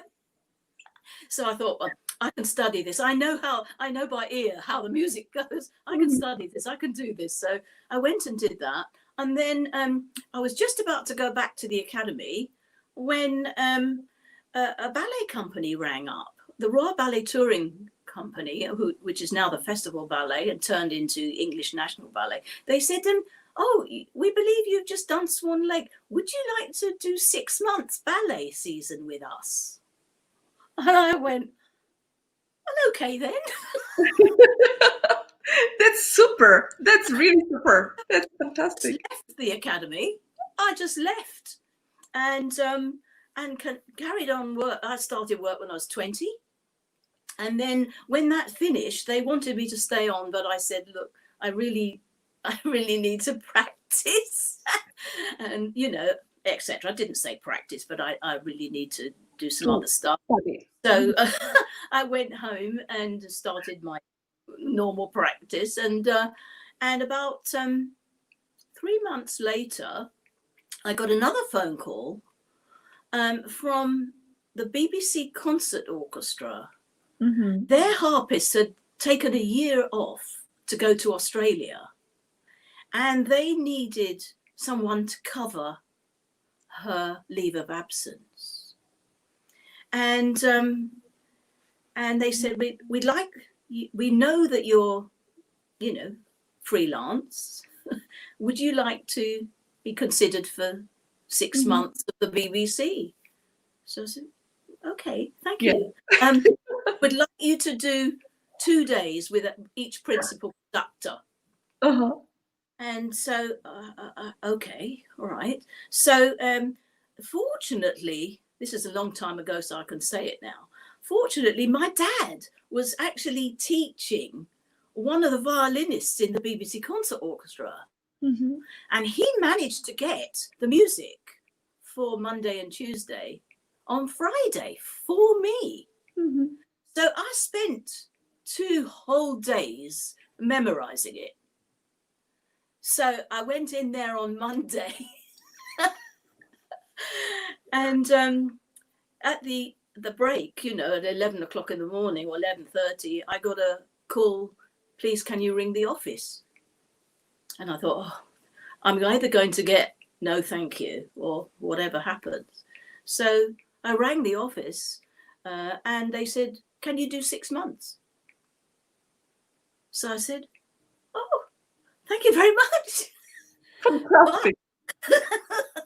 But then the real test began, because in those days they did about 6 or 7 broadcasts a week with music pads this thick. Their repertoire was unbelievable. And I had to read it. I had to sight read it. And the red light used to go on, live broadcast. Yes. Play. And by the end of 6 months, really, I would say that was my crash course in everything. And then after that, I started freelancing with the symphony orchestras all over the place, not just in London, and doing a lot of chamber music. And at the same time, this was, I suppose, in the early 70s we're talking about now, I forgot to tell you that at the Academy on Saturday mornings, I was in a harmony class with a gentleman a boy called Reg Dwight. Now, Reg Dwight became Elton John. Wow. And he left when he was 16, and we carried on to do all our more studies. And in 1970, I got a call from one of the contractors in London to do some sessions for. And they never told you what it was. You just turned up. You know, I got the harp delivered there, and I went. And it was for the 1970 album Elton John, with all these harp solos in it, and orchestrated by another friend of ours, who's also a junior exhibitioner on Saturday mornings, called Paul Buttmaster. And Elton came down the stairs at Trident afterwards, and he said, "Do you remember me, Scylla?" I said, "Well, of course I remember you." "Yes, I remember you." And this album just went crazy. And funnily enough, last year was the 50th anniversary of this album. They re-released it. And of course, they made the film Rocket Man. And I got this phone call saying, "We're doing Rocket Man again, the life of Elton John, because we've been friends all these years. You know, I've done a lot of stuff with him since." And he said, they said, "Would you like to record your song for the film?" So, because I was the only person alive that I think played on the original. And so 50 years later, I recorded your song again for the film. And he phoned up in the middle of it and said hi, which was really nice. And so that was my sort of education, really. Then I started off in the symphony orchestras and got onto a few more sessions, did a lot of chamber music, and formed a duo with this amazing harmonica player called Tommy Riley. And we met on a session, and he was about to do an album for Decca, and he said, "Oh, it'd be quite nice to have a couple of harp and harmonica tracks. Do you fancy doing it?" So I said, "Yeah." You say yes to everything when you're young. And that's the answer. You don't ever say, "Oh, I'm not sure." Yeah. You say yes, and then you manage it. Absolutely. That's the only way. When the people are young, they have to do that. They have to be pushed. They have to just know that there is actually, it's unlimited possibilities, you know, if you are able to go for it. Absolutely. So anyway, we did this couple of tracks for this album, and then Philips, the record company, wanted us to do a whole album just on our own. Well, we had no music. Nobody had written for harmonica and harp. And that's when my writing started. I started writing and I started arranging in that time for Tommy and myself. And we started off with 1 or 2 pieces and ended up with a huge pile because we commissioned people as well. So that got me going with the writing stuff, you know. That's amazing. And you have also, as it was written in the biography, you were studying also with Marisa Robles, right? Yes, I studied, that's when I was just before the concert orchestra. After I studied a little bit with Tina, I went to her for a year, and that was really amazing. She, if she's watching, thank you, Marisa, for your Mozart concerto fingerings. I have taught them to countless people ever since. They're great tricks and work really, really, really, really well. So yes, and then I suppose really, after I started work, it was hard to keep up lessons with anybody regularly. So that's when I used to go and play to Renata. because Renata Scheffelstein learned with Tournier. Right. And she was a great friend of my teacher, Tina. And of course, Maria Koczynska was around at that time, who was also a great friend of my teacher. And she lent me a harp because I only had one instrument, and that was an old Erard. There were no new instruments then. I don't know what it was like in Czechoslovakia. Probably had Russian harps, did you? We had only the old, also Erard harps and the Russian harps. Yeah. Yeah. Well, I mean, when I started, I had a French Erard harp. And after that, I'd done the concert orchestra 6 months, I'd saved up enough money to buy another French Erard harp. But these were old harps. They sounded marvelous, but they were very old. And when it came to about the early 70s, and I really needed a more reliable, bigger instrument, really, I had the choice of possibly getting the very first Salvi harp, which was a Diana, which was about, it felt like a mountain to me. Very big one, comparing to Erard, of course. I'm only small, you know, I couldn't reach it, basically. And also it was the first prototype. And, or I could have got a Horngacher harp, so, which was extremely expensive. As you see, this one is one of mine. And I actually visited the factory and met Max Horngacher, who's Klaus's father, and they made me my first Horngacher harp, and it just fitted me, you know, because as I say, you know, if you're not really tall, so I've tried to play other bigger harps, and basically I have to stand up to change the A sharp. I can't actually reach it. I can understand. So this is why I've stuck to them, and also they are amazing sound, and I'm so used to it. So that's really what happened, and so everything started going on at the same time. And then I had started a family.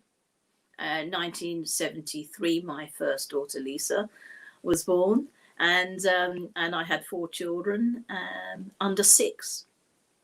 Under 6 years old, I had 4 children, and I was working, and I had help, obviously. But you know, it's very hard work. Absolutely. But I was just determined to keep everything going, because I think it stopped. You know, because I was not a harpist as a child. I always felt that I needed to catch up, you know, with that. So I thought, if I stopped, I'll never catch up, you know, and I still haven't caught up, Jana, to be quite. But it's true that without help of the others, it's really very hard to manage everything. And of course, if you are in such a train already as you were, it's hard to say no, because it's very difficult to jump again back to that train, you know. So it's really important that if everything like works together is the best, and I'm happy that it worked for you, so that's really fantastic.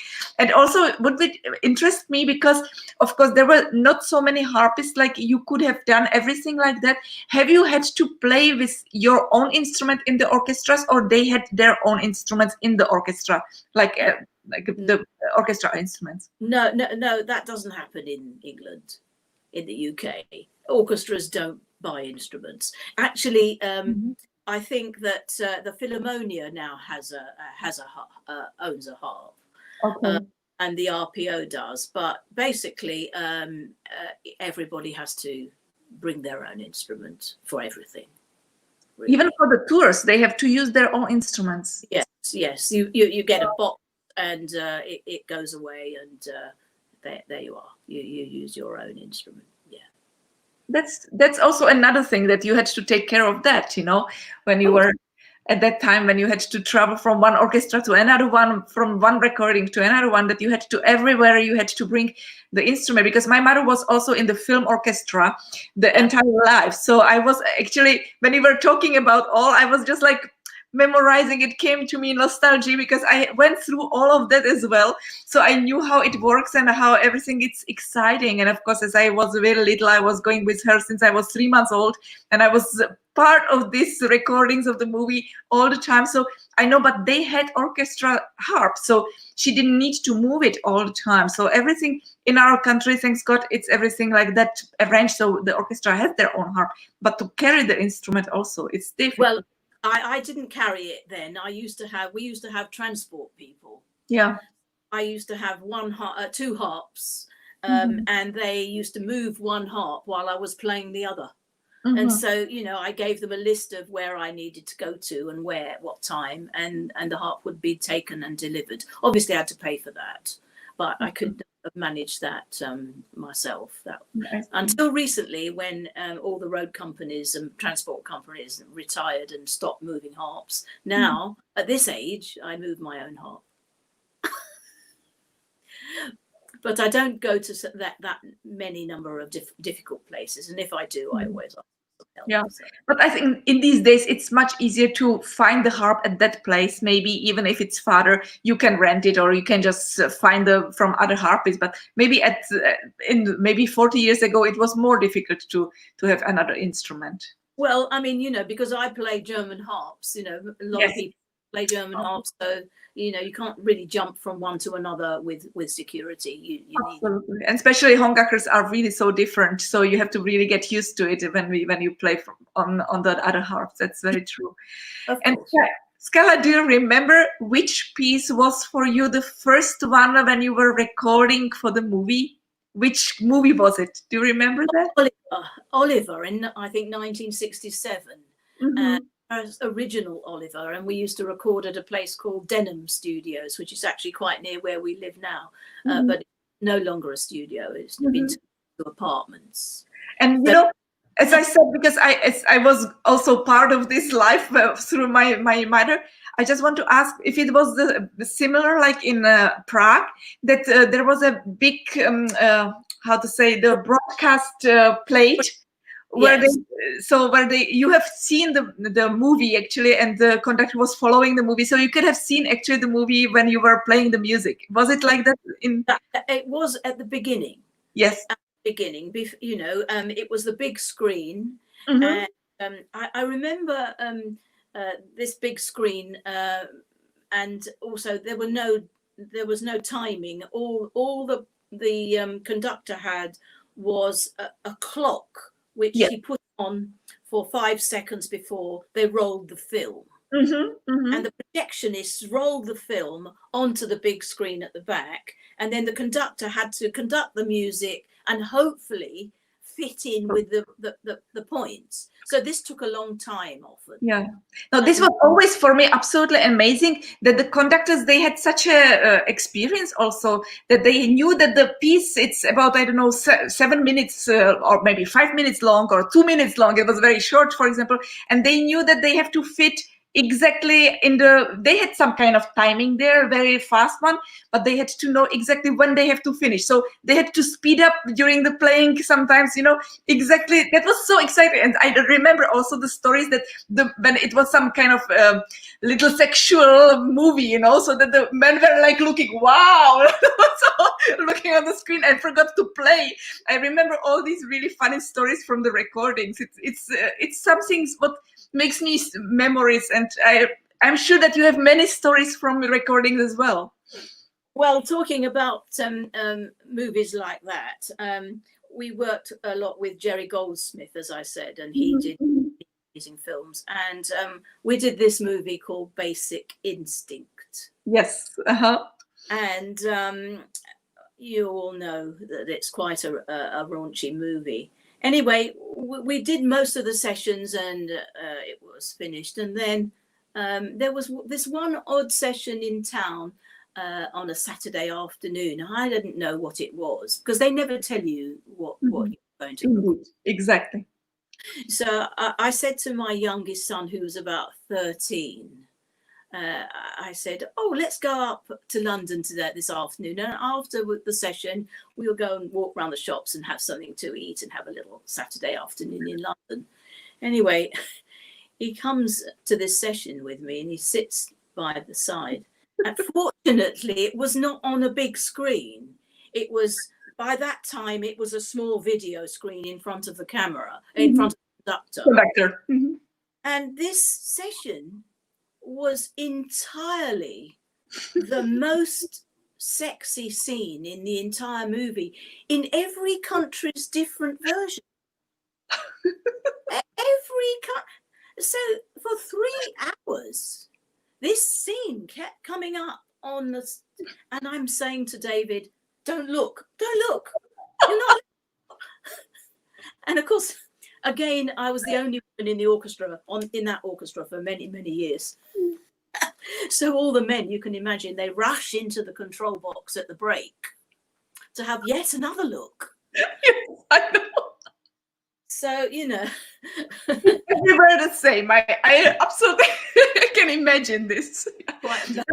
It's wonderful. And does it still, of course, you are still recording these kind of movies. Are you still, not this kind of, but I mean, are you recording still the movies? Yeah. Oh, yes, so, we are.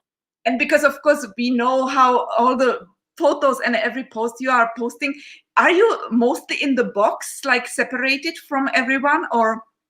Absolutely. Well, for the since the whole thing went to the computer age and digital, everything was with click, because you know we never had click before. Everything was computerized and click and small screen, and not just regular click, but variable click. So when you get a piece of film music, a harp part, not only do you have to pedal it or make sure that you can play what's written, which is sometimes a bit of a challenge, to put it mildly, and I'll tell you why. But you have to actually mark the tempi changes. So, you know, I'm marking arrows back, arrows forward, a little squiggly line. I'm looking at the metronome marks, and sometimes every bar is different. So you have to learn tempo as well as the notes. And sometimes they will do what I call a stop before a really drastic change of tempo, and then you'll do it from there. But sometimes they go right through. So when you're sitting in the booth alone, it's usually a very small room. Usually in Abbey Road, there are 2 booths, one larger room, which is usually the piano or some percussion or something, and then a very small room. You can probably stretch your 2 arms that side and 2 arms that side, and that's the wall, and you're back against the wall, and then there's the computer, there's the screen to the control room, and you've got 2 little screens, one with the conductor, who is so small, you know, in the corner of the room, and then the one with the bar count, the number, the where you are, the bar numbers. And one set of headphones, one side only, and you are completely reliant on getting the right balance in the headphones so that you can actually play, because the harp sounds hugely loud because you've got nobody else. So you need to have a good volume to hear the rest of the orchestra. And then you also have to have them quite close mic'd, because somewhere like Abbey Road or Air Studios has a big ambience.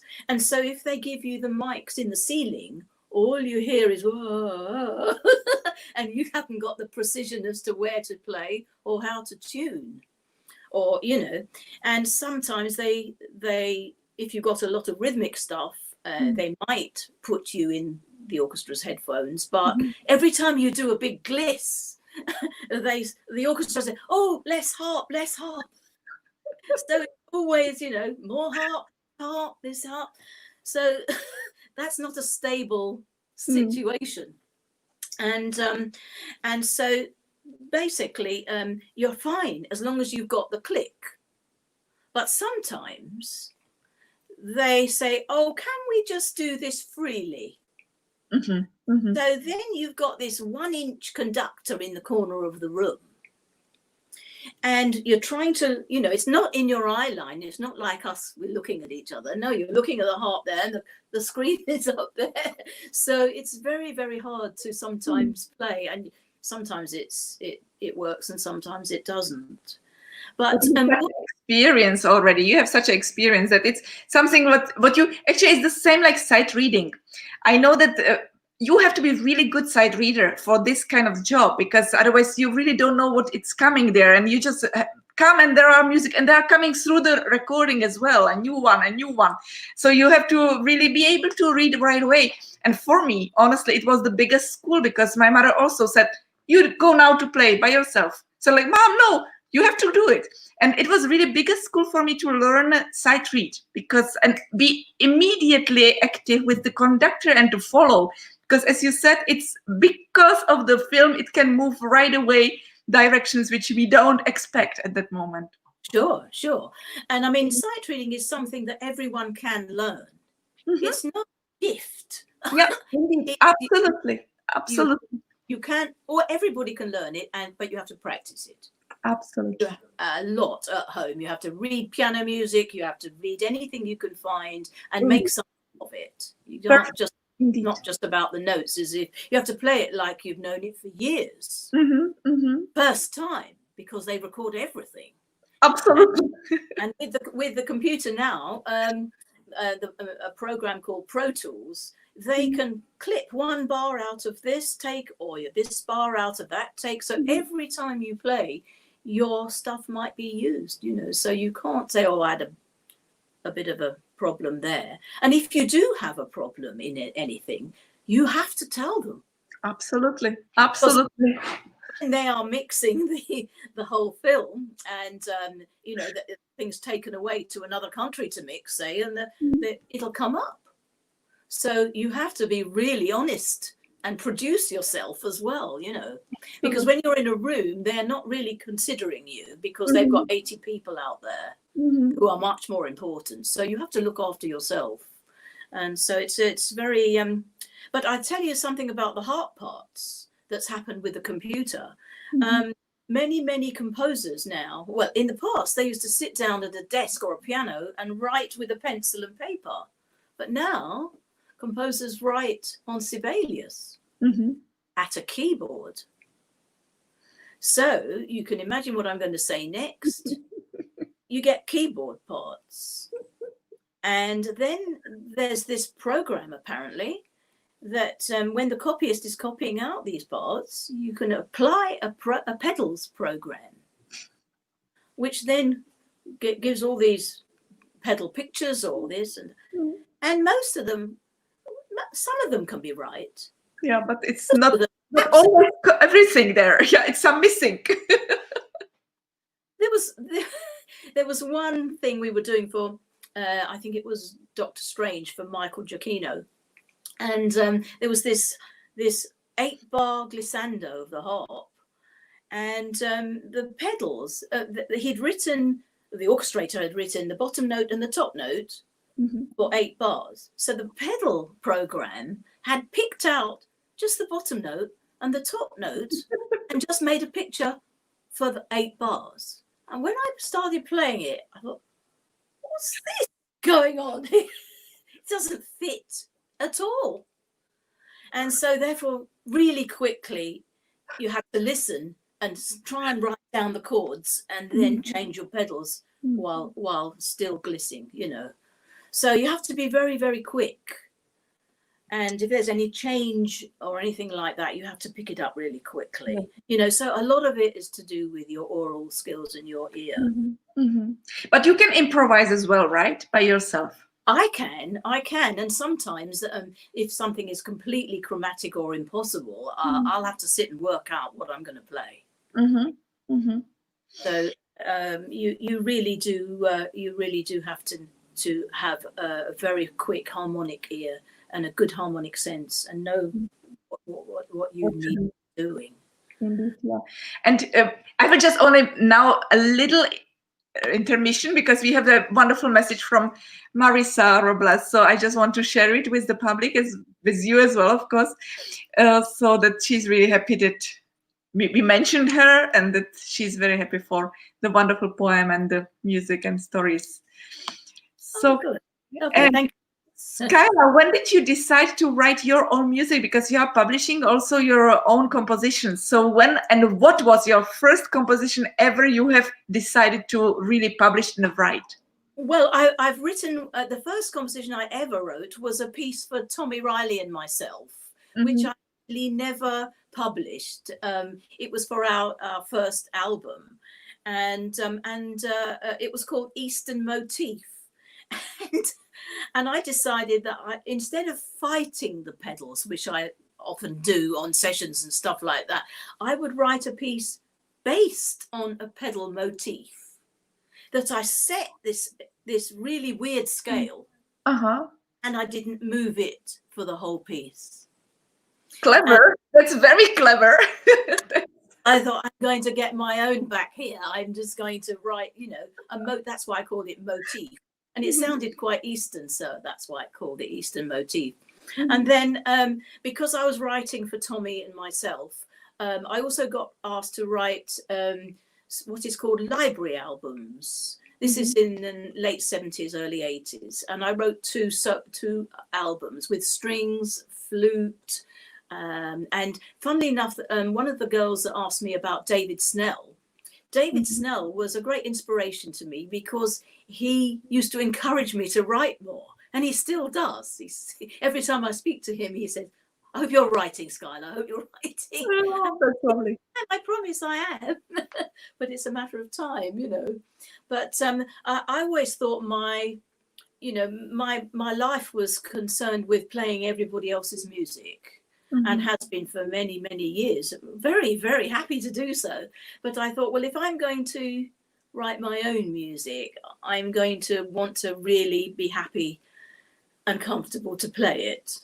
So at the time, I was doing a lot of contemporary premieres with the Nash Ensemble. I think I did in 25 years, I think I did about 35 premieres of really difficult contemporary music. And I started, I thought, well, I'm going to write something really simple and nice. So I think my first solo collection of pieces is the La Saison de la Harpe, which is 4 pieces, autumn, summer, winter, and spring. And I quite like that, but I always thought all my music, you know what composers like, you never think it's any good. So you always have this insecurity about, oh, is it any good? But well, I like playing it, so it's fine. So that's how it really developed. And so have you never taken any classes for the composing, or have you? No, but I've worked with so many on a daily basis. You know, you get I've worked now with the commissions that I commissioned for the Academy. Actually, are about 35 commissions over the years. I started commissioning them because in those days, I'm talking about 1992, there wasn't really that much of a course for students to play in orchestra. There wasn't enough repertoire, there wasn't enough chamber music. So I started the Academy Harp Ensemble and started commissioning works for them. So I helped a lot of composers write for the harp. So they used to come and with their music, and the students used to try, and then they could see what works and what didn't work on the actual instrument as opposed to on a computer. So that's actually been a great help to them and to me. That's wonderful. And this piece which you were playing today for us with the poem was your last piece now you have written, or is there something even after written? No, this is the last piece, and it's actually to be performed at the Academy in November. But I don't know how that will work out because they're still in the health COVID crisis, and I think that there will be difficulty in having audience there. So this might be probably the biggest audience this piece might get. We will see. We will see. Maybe it will open in autumn. I mean, in autumn it will be maybe opened already. I hope so, because oops, sorry, something is falling down here. But that it will be already better in the autumn. I hope so, because in our country it's already now getting open for the concerts. So hopefully it will be only better. I wish, I'm so happy for you, but I'm afraid that is not the case here. Really? Yeah. No, we are quite a way behind in that. And I think that sooner or later we will have to have some real cultural help and encouragement to continue with orchestras, opera houses. They're all doing the live stream stuff, you know. But as we know, you know, it's wonderful to be with everybody today, for instance. But the lack of an audience for an orchestral concert, of course, or a solo recital, is devastating for music making. So it will pass. It will pass. But at the moment, we are in still big difficulty here. But are you recording already, or is it still also? No, we have just begun. We have just begun, but we are not recording normally. The studios are open, but because we still here have the 2 meter distancing rule, they are only allowed to have a certain number of musicians in the studio. And so but you have your box. You can be in the box. You are safe. I am in my little, you know, private room in a hospital. You know, it's no different for me. So I'm really actually quite happy to be in the booth. I can imagine, yeah. But at the moment, you know, everybody, their strings do not sit together. They have a stand each. And then it's just one day of strings, and then the next day it will be brass and woodwind, and next day. So it's taking a lot longer. And playback, everything made by playback now. Yeah. But on the other hand, you know, when we do record as a symphony orchestra, we often record what I call in stems or stripes. And that means we do a tutti pass, we all play together, and then they'll say, okay, now we just do strings and harp. Sometimes that can be quite tricky, because if you've got a lot of stuff with the woodwind, for instance, and you hear it all to start with, and then they say, okay, just strings and harp, you're sitting in a booth and you don't hear any woodwind because they're not allowed to play.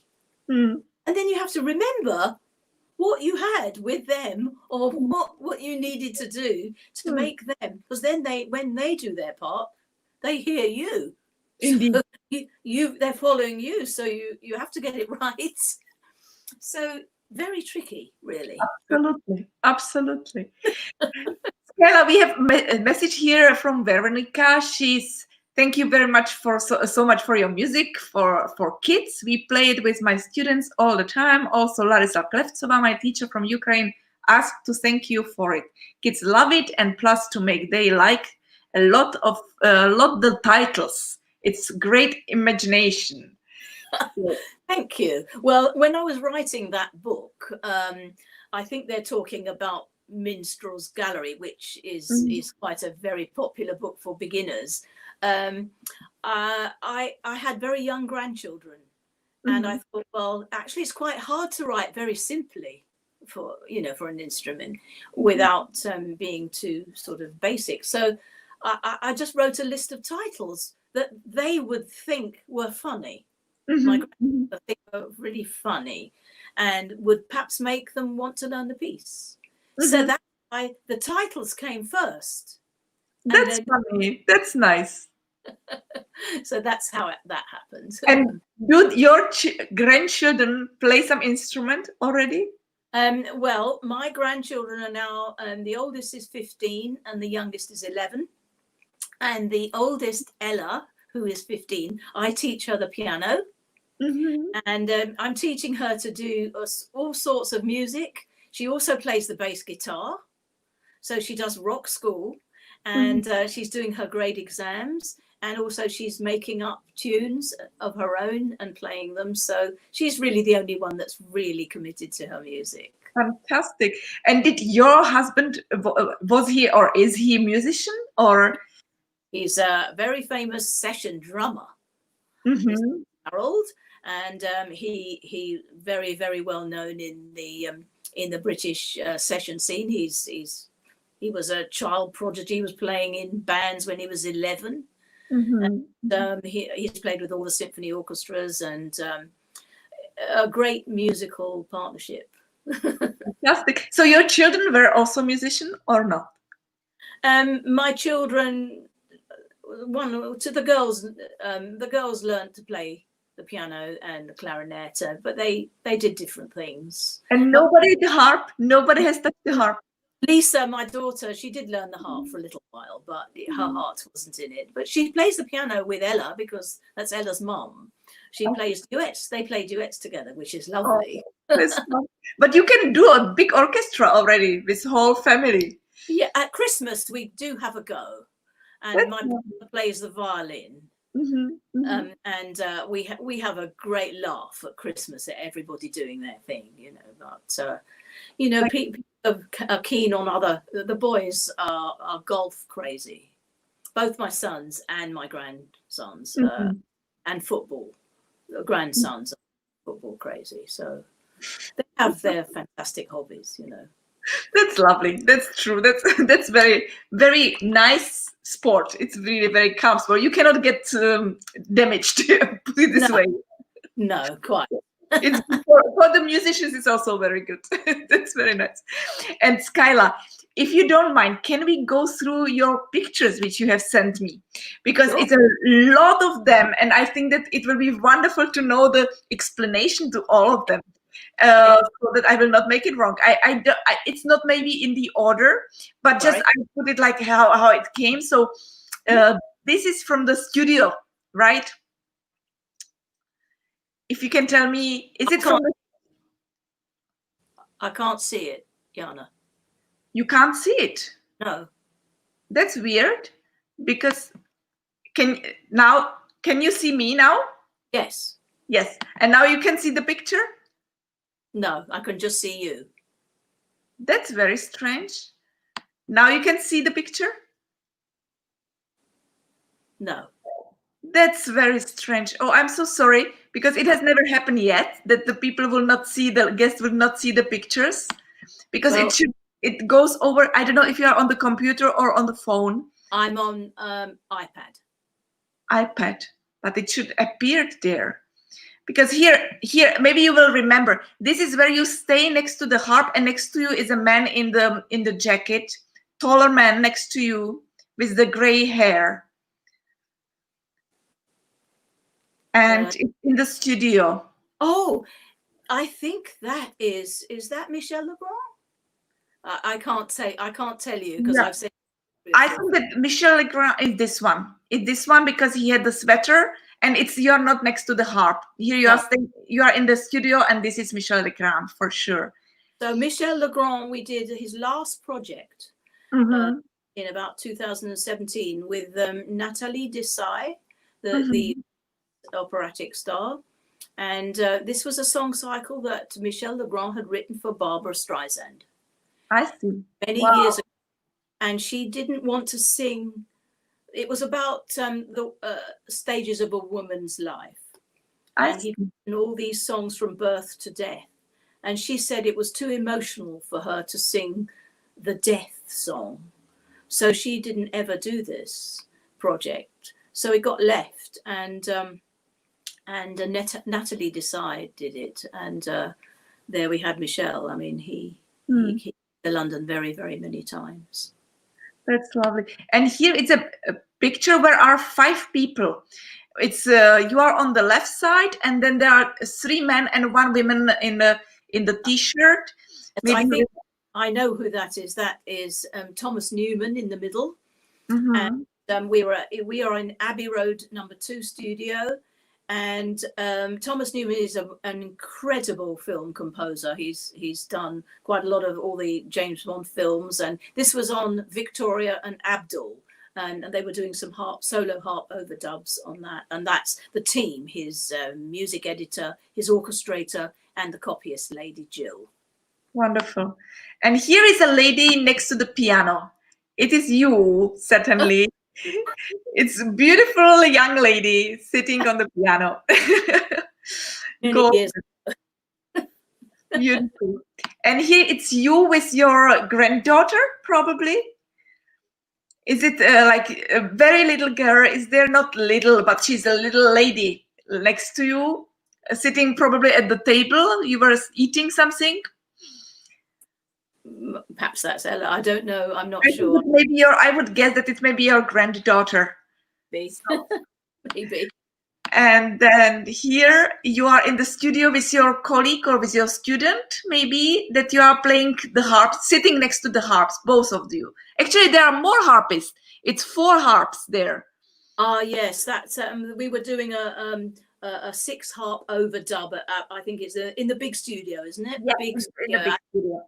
Yes, we had quite a few of our colleagues there. We had to do some tracks. I can't remember what it was for now, but it was very nice to have friends. Normally, as you know, I'm just shut away alone in a room. So this is nice.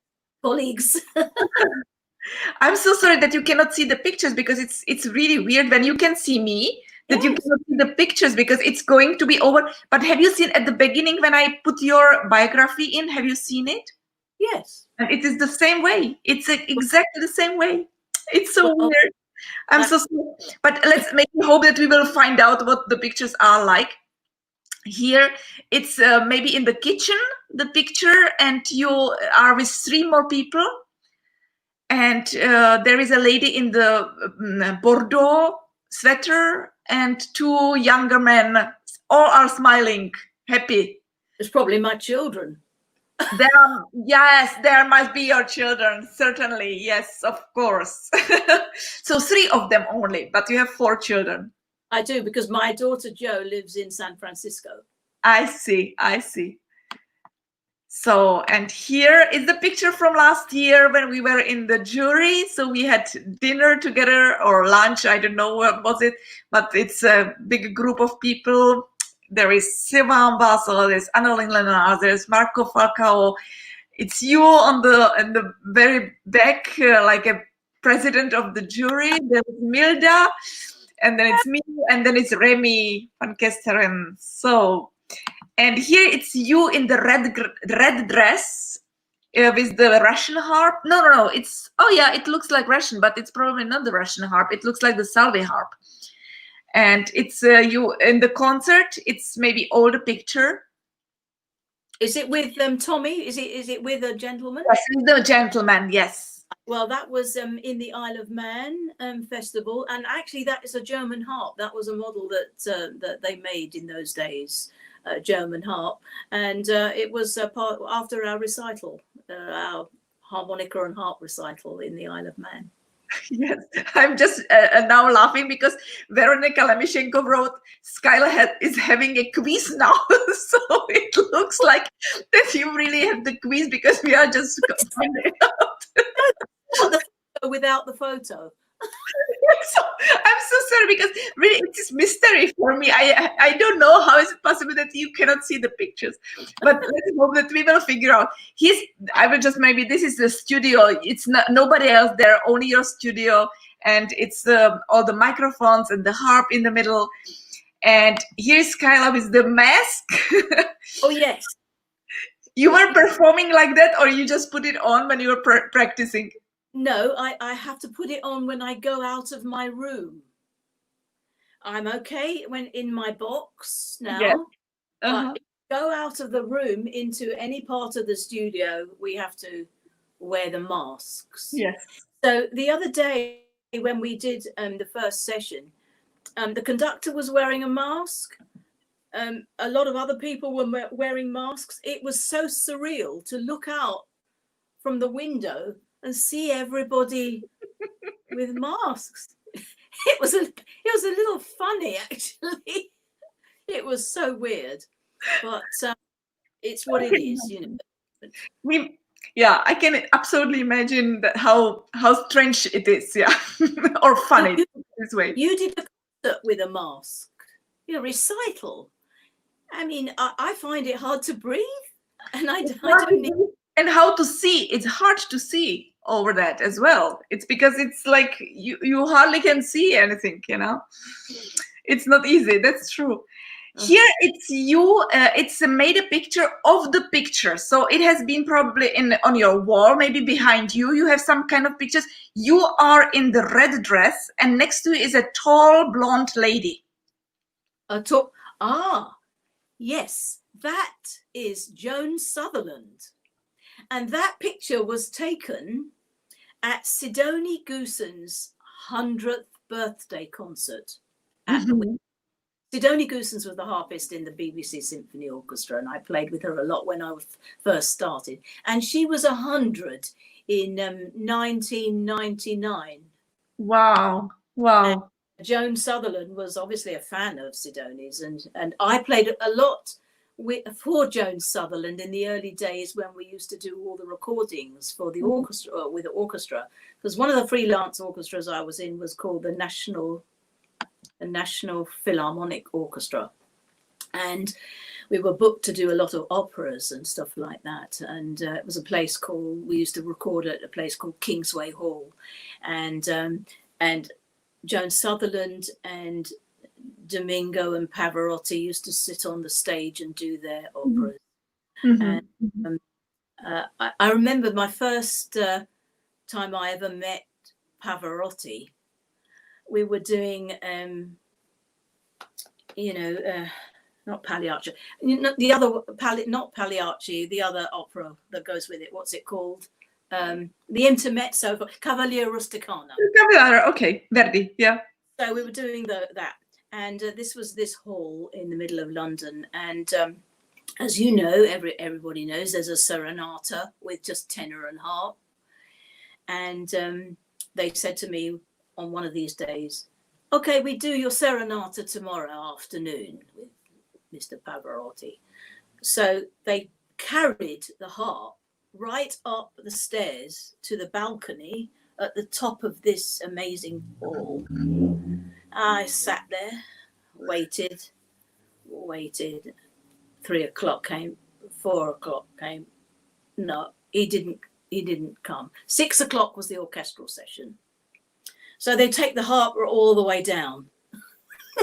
And then 2 days later, they say, okay, we try again tomorrow afternoon, 3 o'clock. So they take the harp up the stairs, trolley or lift, they take it upstairs, and I sit there, and he comes.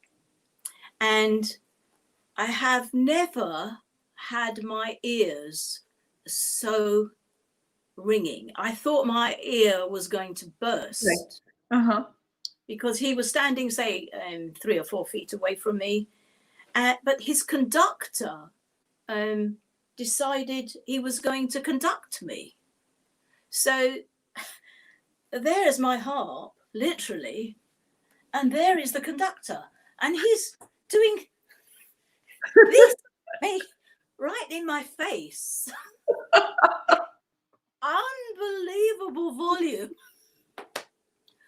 And honestly, I could not hear myself play. I've never experienced anything like it ever before. Amazing. It was extraordinary. But anyway, he turned up, and it was an experience that I shall never forget. I can imagine that. I can imagine. Here we have another picture where you are with the cellist. Ah, yes, the cellist. Now that is Julian Lloyd Webber. You've all heard of Andrew Lloyd Webber, the composer of all these musicals. This is Julian, his brother, who I've played with many times, and we made a record together of his father's music, William Lloyd Webber. Very lovely music, very, very nice. And we were doing a promotional concert, I think, there. And he's now Julian is principal of the Birmingham Conservatoire. He's retired from playing, so that was a nice collaboration. I will just right now here message to Anna, because she correct me. I was just wrong with that I said that it's Verdi. It's Mascagni. Yeah, the composer. Of course, I just made a mistake. I know that. So thank you, Anna, very much for correcting me, because I'm just thinking about something else already in the head. And here we have, you are in the Digmore Hall in London. Yes. With so many people. So if you have the picture, probably it's also on your wall. So maybe you can say. Yeah, stick to the ones that I've put on my wall, then I know what you're saying. It was a publicity photograph for the Nash Ensemble. And we used to have, every year we used to have a series of concerts there. They still do. But I left the Nash Ensemble in 2002 when I became head of harp, because I just couldn't fit in the time to practice, basically. And so, but this is a group of the people there, marvelous players, you know, marvelous, fantastic memories, and that is the Wigmore Hall. So, your favorite one. Yeah. And here is also a bunch of people. It's also in the white, maybe it's not white frame, but it's a lot of people. There is a white lady, I mean, in white. This is a photograph of Jerry Goldsmith's visit to the Royal Academy of Music. And he came and he talked to the students. And this was a picture of the group at the end. They were absolutely, this was the, what I call the media department of, they were absolutely blown away by the fact that he came and visited them, you know, such a giant in their eyes, really. And here we are, you are in the white dress, and next to is a gentleman in the brown jacket. That's Tommy Riley. So 25 years we had a duo together. Wonderful. So people used to say, what on earth can you play? Dicker and harp. Whoa, everything, really. Beautiful, absolutely fantastic. Total virtuoso. And yes, probably you. It is a picture where you are playing, like in the how to say, it's you and you are playing like this. It's also from the picture, so you must have it on the wall somewhere. It's you have the, I don't know how to say, with the square jacket.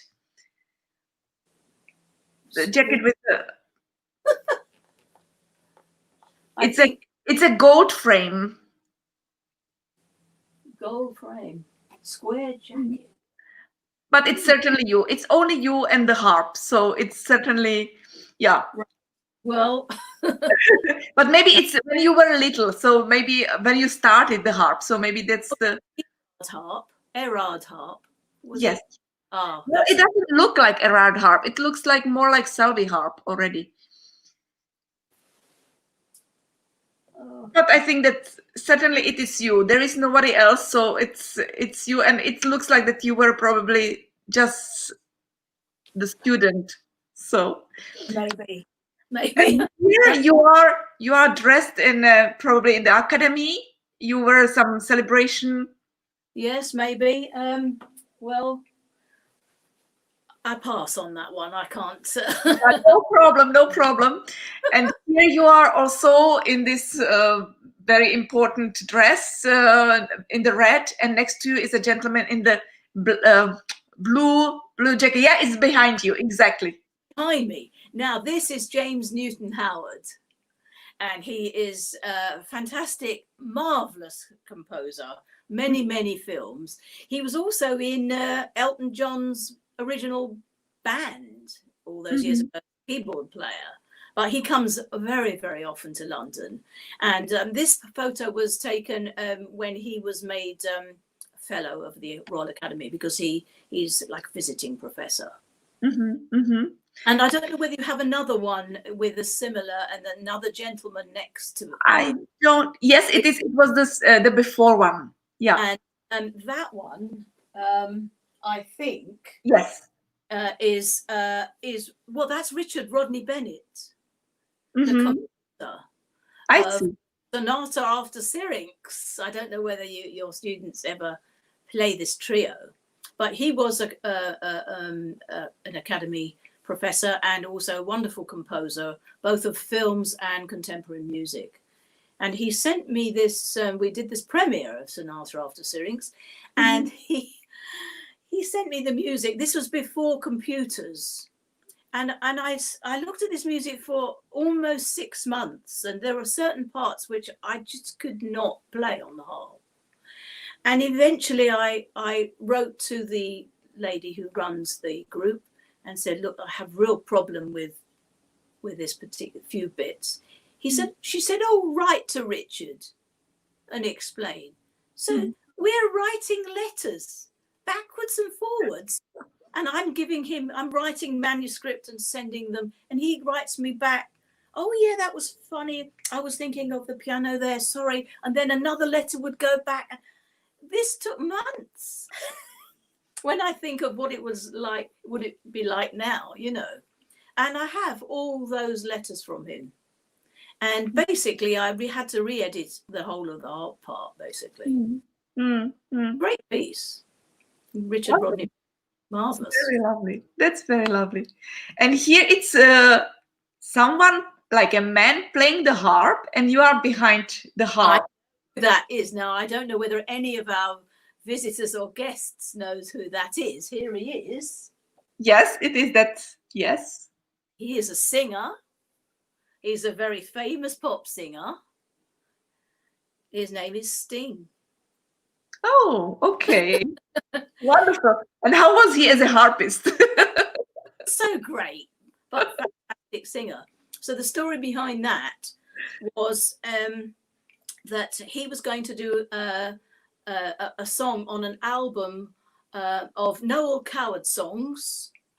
And a friend of mine who was his piano MD, musical director, and he wanted to do one with just solo harp.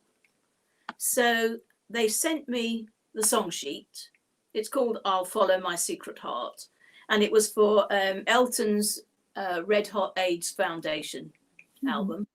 And so he sent me this song sheet and said, oh, you play what you like. So I said, okay, where are we going to record it? And my friend said, you'll have to go to Sting's house. I thought, oh, that'd be nice. But huge pop star, huge. So anyway, he doesn't live in London. He lived. One of his houses was in the middle of the Salisbury Plain, which is about 2 hours away drive. And this was in January. Okay, so I get the harp in the car, I drive, and eventually I find these 2 big gates, which are the entrance to this house. And I ring the bell and they open, and I drive up this long, long drive. I get to the door, and there's Sting and my friend Dave, who is his music director. They come and help carry the harp in. And then he says, okay, let's have a little rehearsal in the morning, and then we'll have lunch. So we have a little rehearsal and decide how we're going to play, and the harp's going to have a little verse on its own, etc. And then we go to lunch. So we go downstairs, and there's this massive table that could seat about 60 people, and there's 3 of us. And his chef has cooked us this amazing lunch. And so we eat this wonderful, healthy lunch. And then we go upstairs. Okay, now we record it. So he's in the same room as me. We play. And it's because it's January. By the time we'd had lunch, it's already getting dark. Of course. And this house has no electricity. And I said, well, I can't see. Please, can I have a light? So they bring, they bring some little lamp, stick it near the harp, and basically they sort of use gaslight and candles, you know, because he was very sort of eco-conscious. Anyway, we do about a few takes, And he said, okay, let's now go to the studio and have a listen. So he said, you'll need your coat. I thought, oh, okay, is it that far away? So we put our shoes, our coat on, and we walked for about 10 minutes in his grounds. No. Another building. And we go in, and there's an engineer there, and he plays us various things, and he decides which bit he wants where. Mm-hmm. And then he said, oh, Elton's asked if we could do a concert, but be part of a concert of all this music in a couple of weeks. Would you like to do it? I said, oh yes, please. And he said, oh, all right then, we'll do it. So we did this number at the Park Lane Hotel a couple of weeks later, and all the acts from the album were there, and we just went on, and probably about 11:30 at night we got to play our bit, you know. Mm-hmm. And the next day I got this amazing bunch of flowers. It was lovely to, you know, play alongside you, Skyla. So I will show once more his picture here. Oh. So, really lovely. So I got him to sit and pretend he was playing the harp.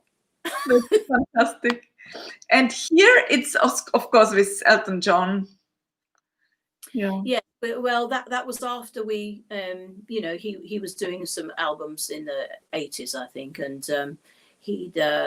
this was at Air Studios, and because we're schoolmates, it's a bit different, you know. Once you're schoolmates with somebody, you're friends forever, really. Okay. So that's a lovely, affectionate picture. You know, we have met several times, you know, but.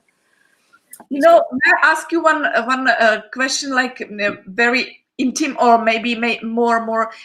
Did you talk about with him when Princess Diana died, when he wrote this piece for her, about that piece that he wrote? Have you ever talked about this with him? No, because the times that you meet these people, they are in such a rush, or they are in such a crowd, or they're doing something else. All you've got time to do is give them a quick hug and say, hi, are you okay? Yeah.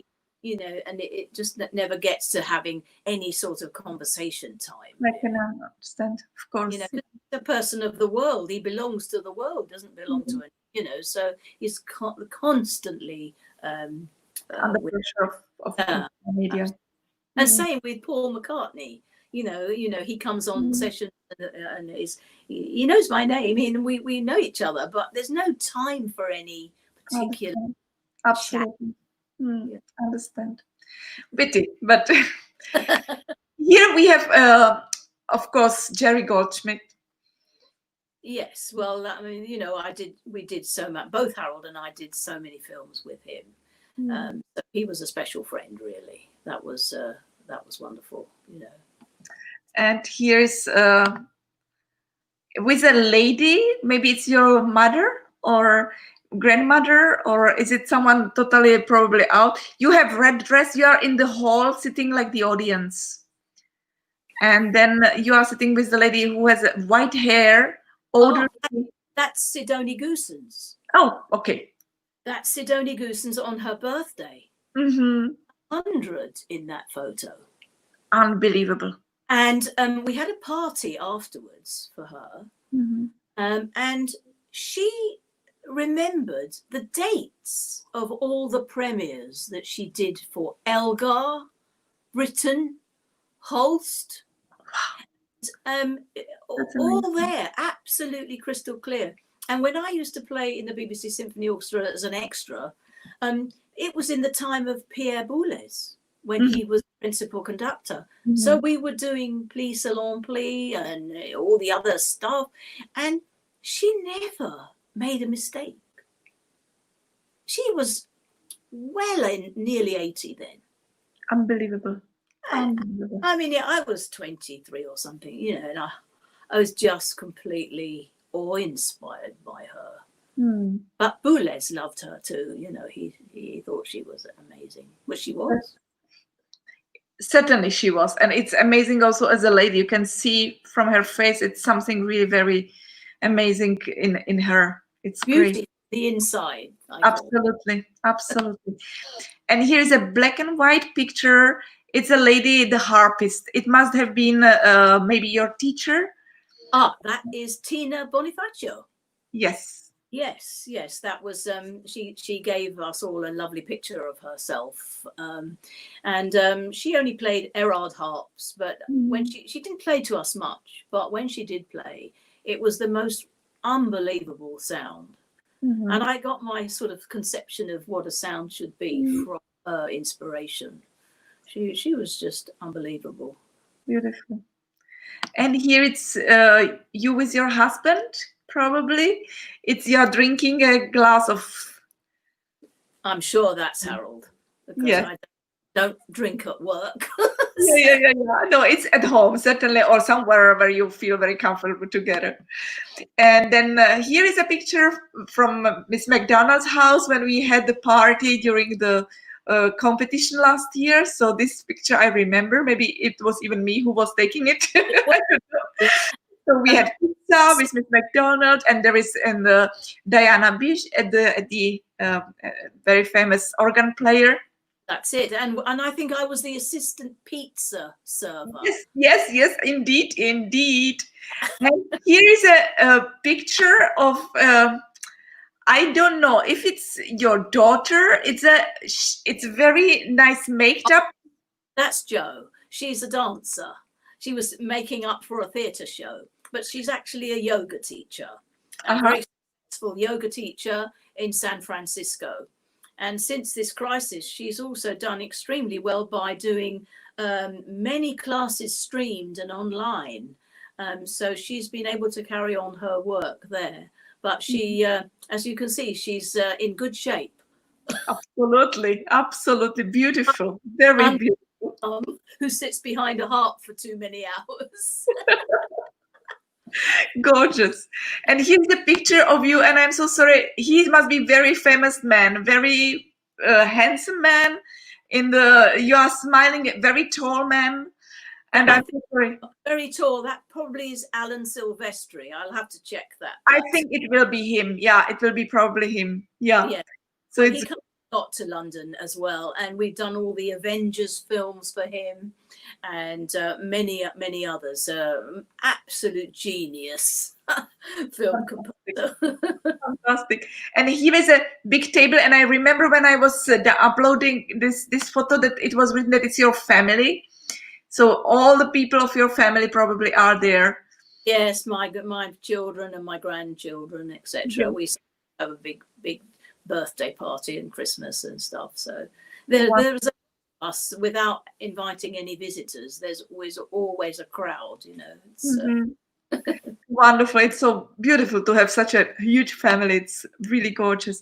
And here is a picture which we will maybe, should we do the quiz for the people who are there watching us, because this is a picture of the hands. Of hands? Of hands. Oh, yes. Yes, when we were at the competition, and this picture actually was already on the Facebook, and it went through like the quiz. So if someone will be able to recognize whose hands, it's not, it's actually how many hands? It's 7, 6, 8 hands, and it's really 8 people. So, and 8 harpists. So maybe some people can recognize whose hands it's whose. I mean, which hand is whose. It's really maybe not easy, but maybe someone will recognize at least our guest's hand. Maybe. Skyla's hand, maybe you can recognize her hands. But it was really funny. We have been really having very funny time.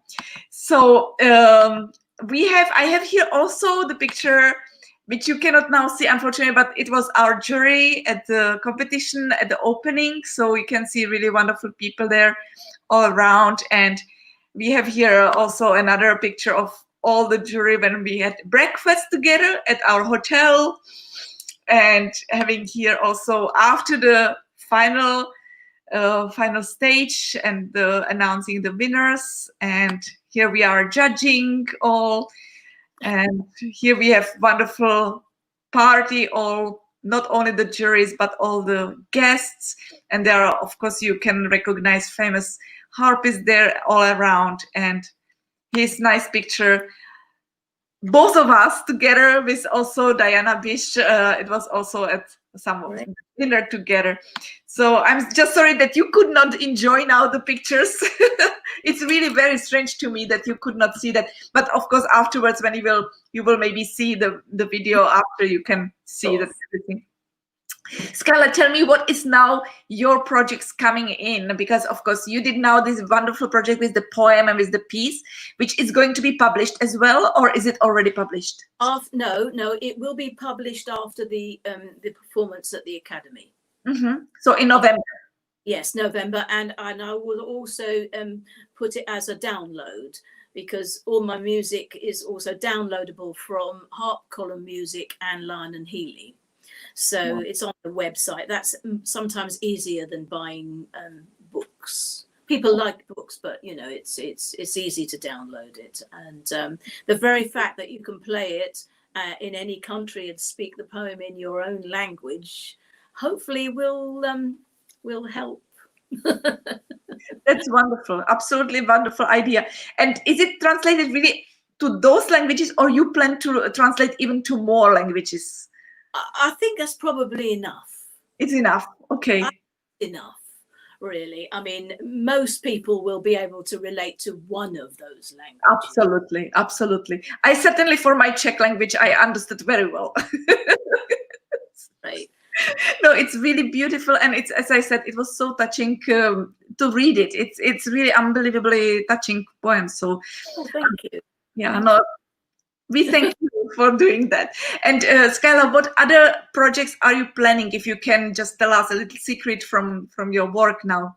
Well, what I've been doing in the lockdown is I've been doing these little impromptu videos on YouTube, and it started basically because everybody in my family was so, I don't know, shocked by it all and staying at home. I thought, I know, I could play my kids a little tune to cheer them up, perhaps. And my daughter, Jo, who has made her online presence, you know, with her yoga, she said, Mum, why don't you put this on YouTube? I'll do it for you. Great. So that's how it started. And also the one I started with was the tribute to the National Health Service, which is what we have here, the doctors and nurses. And their sort of signature tune became Over the Rainbow by, you know, from Wizard of Oz. And so everybody was playing Over the Rainbow. So I thought, well, I'll just improvise a little Over the Rainbow. And she started doing this, and then people started saying, oh, that was nice. When's the next one? What are you doing for the next bit? And what am I going to do now? So I thought I'd just do some arrangements of composers that I'd worked with, like Jerry Goldsmith and John Williams and Paul McCartney. And so that's how these little videos came about. I don't know whether I'll continue. Also the comment from Anna Verkohansova that she also agrees that your videos are very nice and great. Well, I wanted to make them not what I call professional promotion videos, but me sitting here in my room, my practice room, having a little chat to everybody and making it really, you know, doesn't matter if there's a couple of noises or buzzes, or it's just in one take. You know, practice it for a few days, just do it and then think of something else. So that was really quite nice. That was really fun. As I'm not sure whether I'll carry it on, but I'll try and do once in a while. I'll carry it on. But at the moment, we're just enjoying a few more things, like walking a lot, and my garden is looking amazing. And it's your hobby as well, as I have read. And you also like to cook, to bake? What? Bake? Well, about 4 or 5 years ago, I decided that the one thing I had never done when my children were small was I baked cakes, because there was no time Can you imagine trying to practice, rehearse, go out, this, that, look after 4 children? So I thought, no, I want to master this. And there's a big program on our televisions that's called Bake Off, and the Great British Bake Off. And I used to watch this and think, oh, that's fantastic. Anyway, I sort of started very, very carefully, and things seemed to go okay.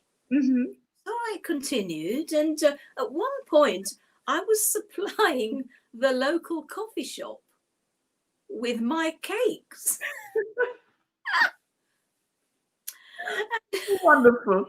So the only problem, and also we couldn't eat them all at home, so I used to take them to work. So all the musicians, when I came in, they were looking to see if I brought a cake with them. And can you tell us what kind of recipe you like the best? Well, I like the carrot cakes, the chocolate cakes, the little Portuguese tarts, all sorts of little muffins, and quite complicated things, because this lady that used to do the Bake Off, she's produced a lot of recipe books. Her name is Mary Berry, and she's a big institution in UK. And I bought all her books. And if you follow the recipes absolutely rigidly, it should come out okay. So, there's a vast repertoire I haven't tried yet. But the problem is, when you make cakes, someone's got to eat it. There's only 2 of us here. So really, it got to a point where actually I was thinking of baking rather than practicing. So I thought, oh dear, perhaps I have to go back to the harp and practice more and stop baking a bit. But do you like to also cook, or you only more specify for the baking? When we've got a family of 4 children, cooking constantly. So yeah, that's. Can you share with us your recipe which your family likes the best? Lasagna and chicken casserole. Chicken casserole, which is, I have this huge iron pot, and you just throw everything in. And you make some gravy, and you make some wine, and put vegetables, and you throw it in the oven, and you leave it there and stir it occasionally for about 4 hours. Best recipe.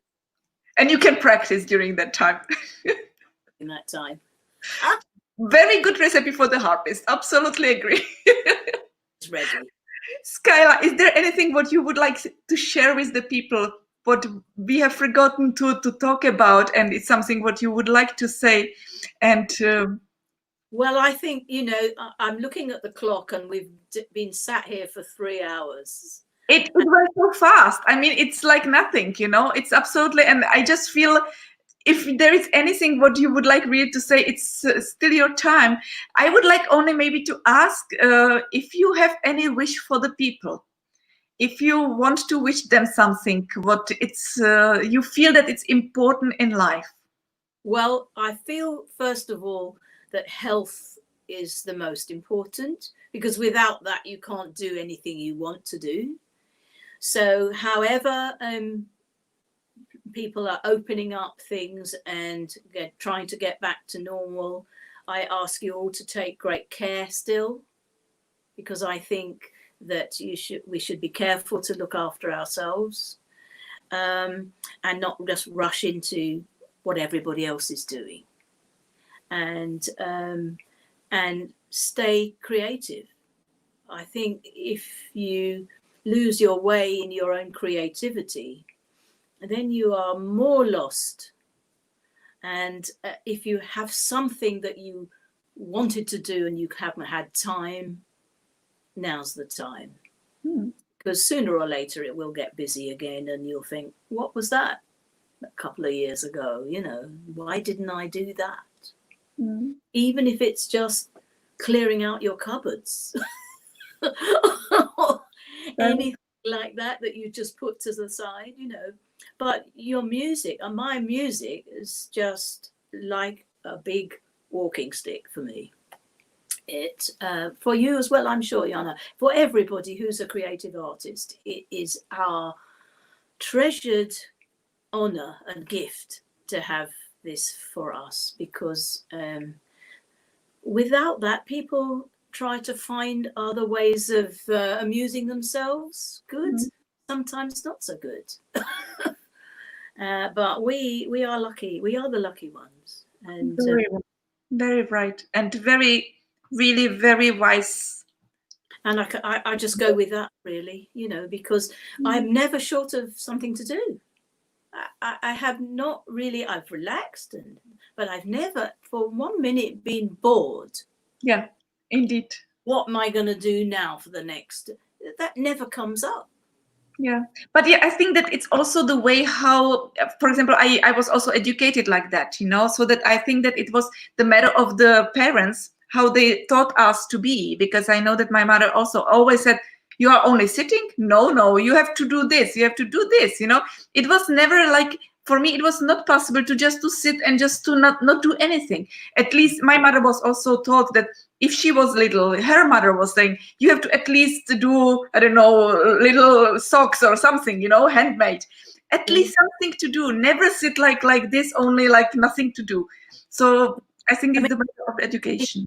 I think that the whole thing now, the social thing with the internet and the phones and the constant communication and the constant emails, everybody is expecting something just like that, answers like this, you know. There's quite a lot of work to do, and I think that, you know, that takes up a lot of time. But with young people who are not in conservatoires at the moment, don't be despondent, because this is the time to learn next year's notes. Absolutely. What they don't learn during the school years, they will never be able to fit it during the year. This is the time when they have to do that. Absolutely. Your next year's repertoire is calling you. So when you go back to your face-to-face teacher, she will be able to guide you in what you've done right and what you've not done quite so right. But don't waste the time. And don't think, oh, what shall we do? There's always something to do, and it will all turn round. Absolutely. Music has survived for centuries. It's not going to stop now.